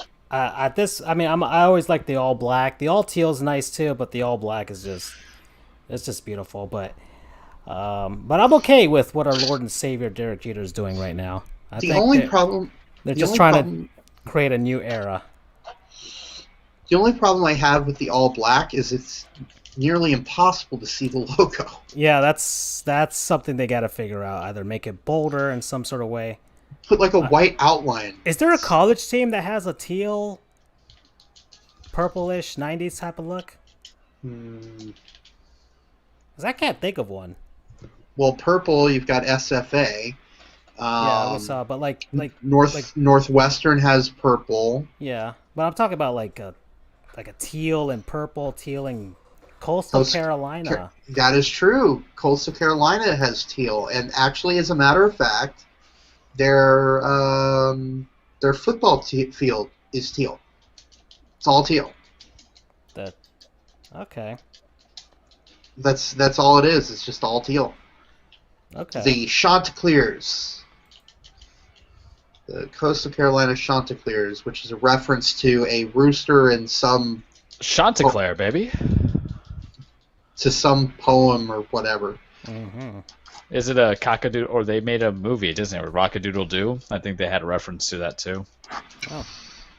And the Chants, as they're known, won the College World Series, I think, in 2016. Okay. Keggy from Dartmouth. Good old Keggy. All right. So there's that's some of the local news that has come out. That took a while for us to get through. Sorry about that. Do we want to... Freddie sent me something. Do we want to take a look at what he's got? Well, okay, we're in the last 9 minutes. Oh, we are. So we can do it quick, or you can see if you can do it something quick. We should probably just save it to next week so we can give him his much deserved time. Okay. Well, it's our last 10 minutes, and usually that means we head off to a certain cage with Charles. So it's been like a couple weeks since we've been here. Oh yeah, let me get through the normal introductions and go from there. So welcome everybody to your weekly Trueplex, The Cage with Charles. Full disclaimer, wrestling is not fake. It is scripted. It is a dance. It is a ballet. It is poetry, contrary to certain wrestlers' beliefs. But what do I know? I'm just a guy who's been following it for 20 plus years, give or take a few years, go weird stuff. It's a story about men and women chasing titles, blood feuds, and just kind of entertaining the crap out of you during this weird COVID pandemic that's going on. So, gentlemen, a lot of stuff has kind of happened in wrestling, and I've been off the air for a couple of weeks because, Charles does Charles things sometimes. So I'm trying to figure out how to kind of preface it because AEW, a couple of weeks back, had their Double or Nothing pay-per-view.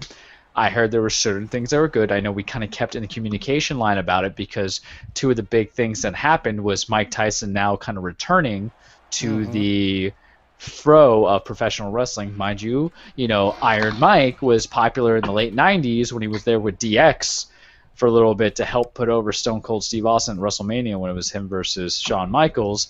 Now he was there to introduce the TNT Championship. And I've sat silent on this on social media aside from texting you guys about what I feel, but I figure now, if anything, is the moment to talk about the TNT Championship and how I feel about it. First off, congratulations to Cody. As you know, Cody, was in the finals against Lance Archer. From what I saw in the YouTube highlights, because Cody, as much as I support what is Charles? Hold on. Wait a second. I need some context as to what's going on the screen here. Yeah, well, Okay, so let's talk about this. There's a Chris Jericho, Mike Tyson. Yes, and everybody in the ring at this moment. Is that Brad Williams? Oh, No. So in that ring is, Iron Mike came back a little bit during the years I wasn't watching wrestling, but he came back a little bit, had some feud with Chris Jericho relevant to now. But in that ring is D-Generation X, the new version, I guess, of Shawn Michaels and Triple H. They were originally OG, but then they had Hornswoggle, the honorary member. Hornswoggle was a wrestler for the WWE who came in as being, I guess for lack of a better word, I don't know if it's PC, but a leprechaun to fit Finley. And mind you, wrestling in 2003 was kind of weird. Wrestling's Okay. always kind of weird because remember, there's characters, and for every like simple Drew Gulak, Daniel Bryan's, cutthroat submission tacticians, you get weird stuff like maybe a Hornswoggle, a Papa Shango. Hell, you had the Godfather pimping the ladies out. Yeah, wrestling's weird. Like it's in character art. Let's keep it at that. So Iron Mike's there feuding with Chris Jericho, and then he just kind of pops one in the chin right there. Bam, going from that. So it's kind of relevant to now in 2020 because the feud's kind of resurfaced. So Iron Mike was there to present the TNT Championship. He came back onto AEW Dynamite last week and was getting in Chris Jericho's face. So I guess they're going to kind of continue that. So I don't know if Iron Mike's just using this as a platform to get back to some kind of third-party boxing, or Tony Khan is just throwing money at Iron Mike to be like, hey, come, make a highlight for us. And I don't think AEW needs it to have the kind of pull old celebrities in, but everybody has their moments of weakness. My buddy said it best, so I'm going to talk about now. When he was confronting Chris Jericho, when Iron Mike was taking off his shirt, he kind of reminded him of LeVar Ball, and I can't not stop laughing about it. Iron Mike scares the crap out of me. I love me some Tyson. I love to watch some old YouTube highlights of his boxing days when he just kind of murders people. And he's also very quotable. But I don't know if you want to kind of make this into your main attraction for people to want to watch every Wednesday as a side storyline, because I don't think Jericho... I don't know if they have a set plan for Jericho, who he's actually wrestling, or if he's just going to be feuding with Cody now that the TNT championship is upon him. What I care about more is just how I'm not a fan of that championship belt that he presented. I thought about it. Why is it that both the WWE and now AEW have made it a emphasis to kind of harken back to the Power Ranger days and give you something that's kind of like a hodgepodge of their attire? Because the WWE has a 24/7 championship, which R-Truth just won back from Rob Gronkowski last night, where he has the colors are green and gold. And now you have the TNT Championship, which reminds me of the Red Power Ranger. So it's like red and silver.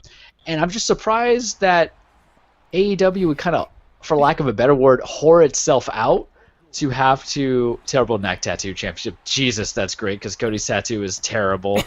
But how you kind of would whore yourself out to your provider of your cable show by giving them their own thing. I thought they should just call it the Dynamite Championship, because it makes sense, because your weekly television show is called Dynamite. But it's kind of like something that a father buys his middle school son for like doing something in school, like here's an accomplishment.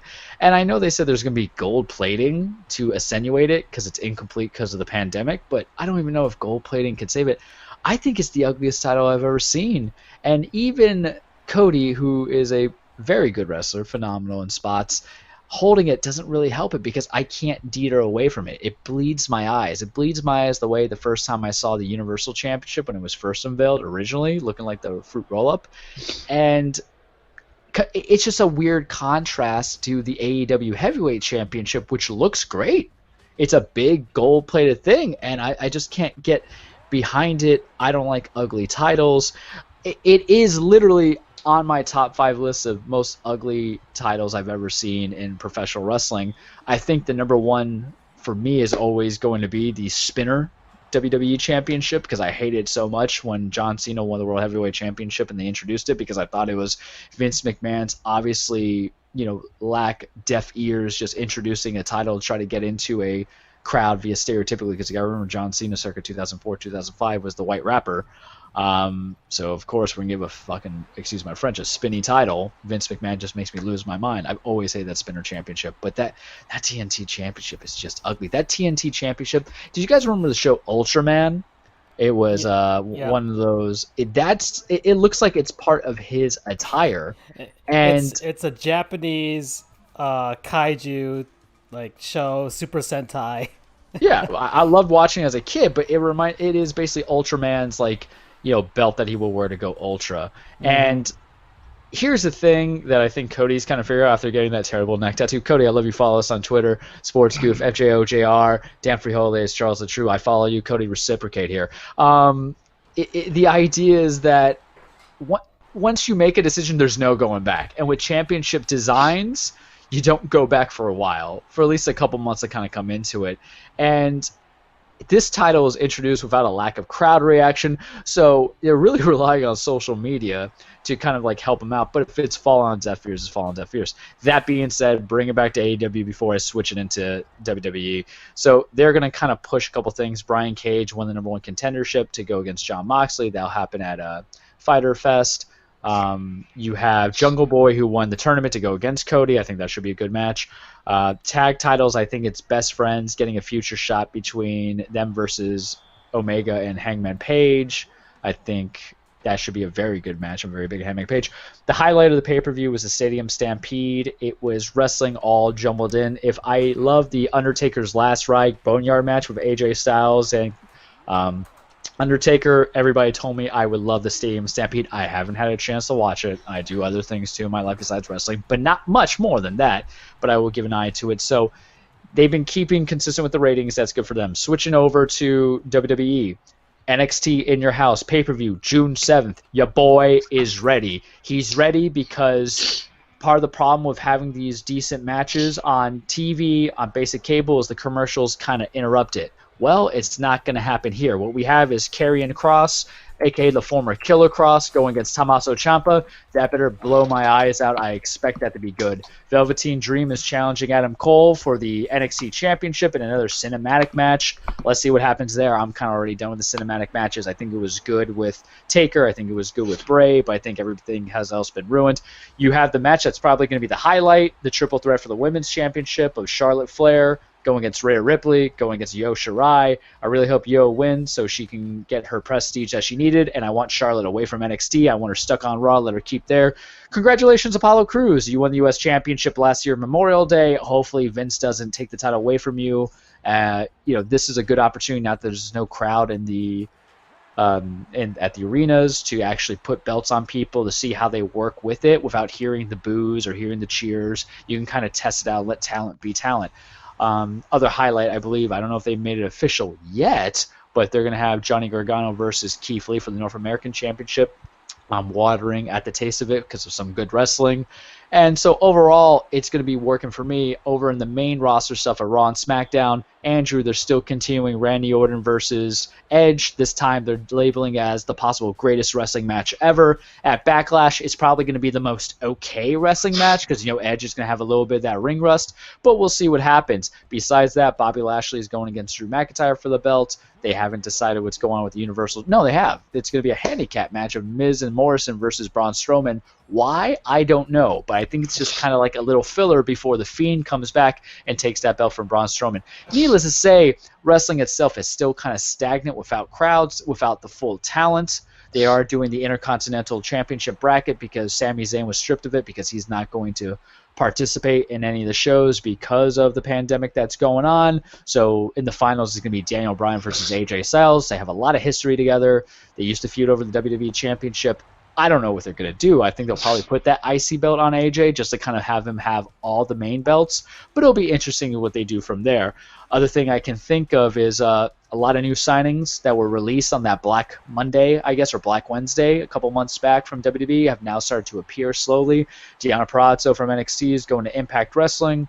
You have the FTR, which I can't say what that F word starts for, but they used to be formerly known as the not the Revolt, I'm thinking of their old name, but the Revival of Dash and Dawson are now over on NXT. They're hoping to kind of, or not NXT, I'm sorry, AEW. They're hoping to feud with the Young Bucks out there. Revivals, they're good wrestlers. Their character work was kind of bland. They were great in NXT, and then when they got called up to SmackDown and Raw, they kind of lost Lesnar because here's the thing about Vince McMahon. I'm going to say it now because, I felt like I say it 1,000 times. Vince is more about the entertainment than the wrestling. But AEW might be a little bit more about the wrestling, so good luck to Dash and Dawson, or as their new names are, is Dax Hardwood and Cash Wheeler.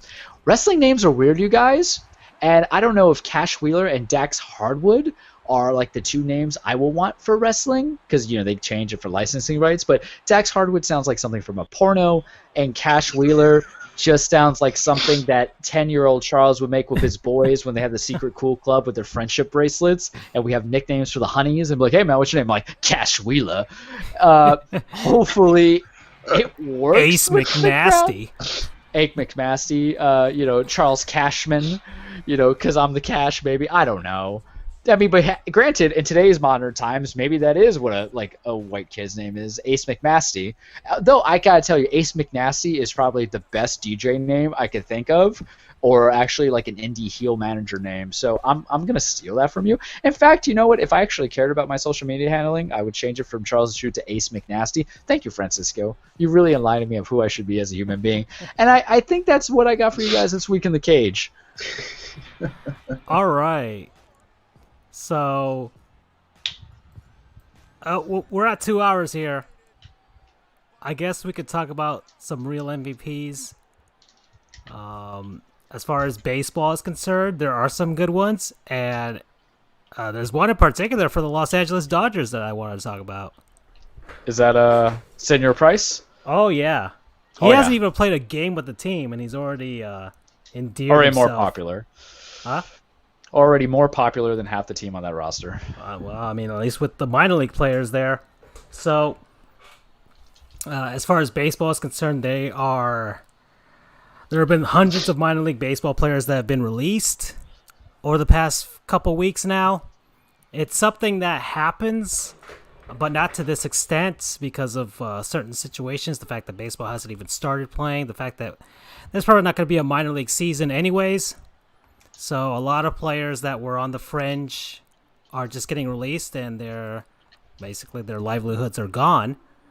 But a lot of other players, a lot of teams have, I think minor league players are getting paid like $400 per week or something to survive. That's not even a pandemic thing. That is what they normally get paid. So some teams like the Oakland A's are particular goons because they are not going to pay anybody, even though their ownership has the money to do so. I don't care how crappy the Coliseum is. The A's are they're still in Oakland. Their owner still has a couple billion there on the side, and so they have not committed any money to their minor league players. But some teams have.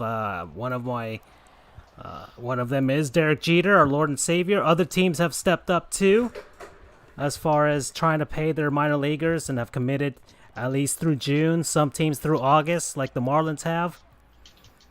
So that's some good news, even though there's a lot of issues with how much minor league players are getting paid. There's some teams that Major League Baseball wants to cut and reduce minor league systems now.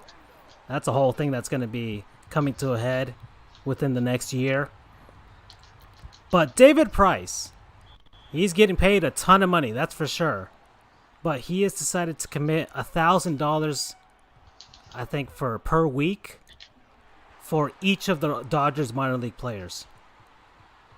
So this is a player that is doing so, not the team. The Dodgers later, I think maybe a day later, announced that they would.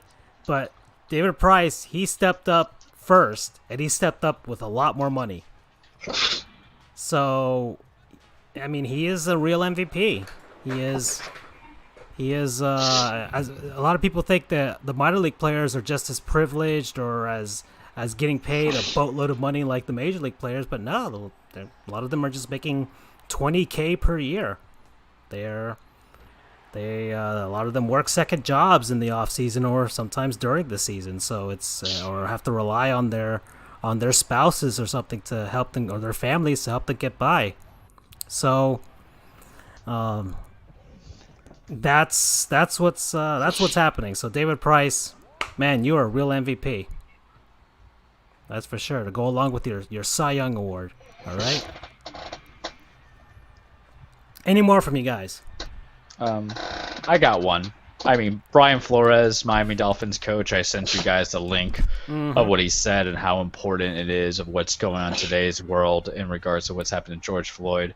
I won't quote it verbatim. I'll keep it very brief, essentially just saying that it's his job, not just as a coach, but as a human being, to help develop young men coming into it and assist them how to deal with this process of, and I'm paraphrasing in my way, my interpretation is like help out so they understand the process coming into it. You want to read more, Google it out, but help them and assist them in these trying times, and help young men become full men. And I think it's kind of inspiring because you haven't seen I think he was the first major head coach to kind of do anything to make a statement. And that's from all sports, I would say, because now you got the generic answers from like Greg Popovich. Gosh darn it. Hold on, Charles. My headphones went out once again. Hold on. You hold that thought, all right? You hold that thought. I'm gonna go off on another self-degrading monologue. So give me a topic, guys, real quick. I can talk about it for like 2 minutes. Let that thing charge, and we can close out this show right. Because I thought that damn thing was charged. Your experience with wrestling? Well, I haven't wrestled myself. But as far as my experience with wrestling is concerned, I never really watched wrestling when I was a kid.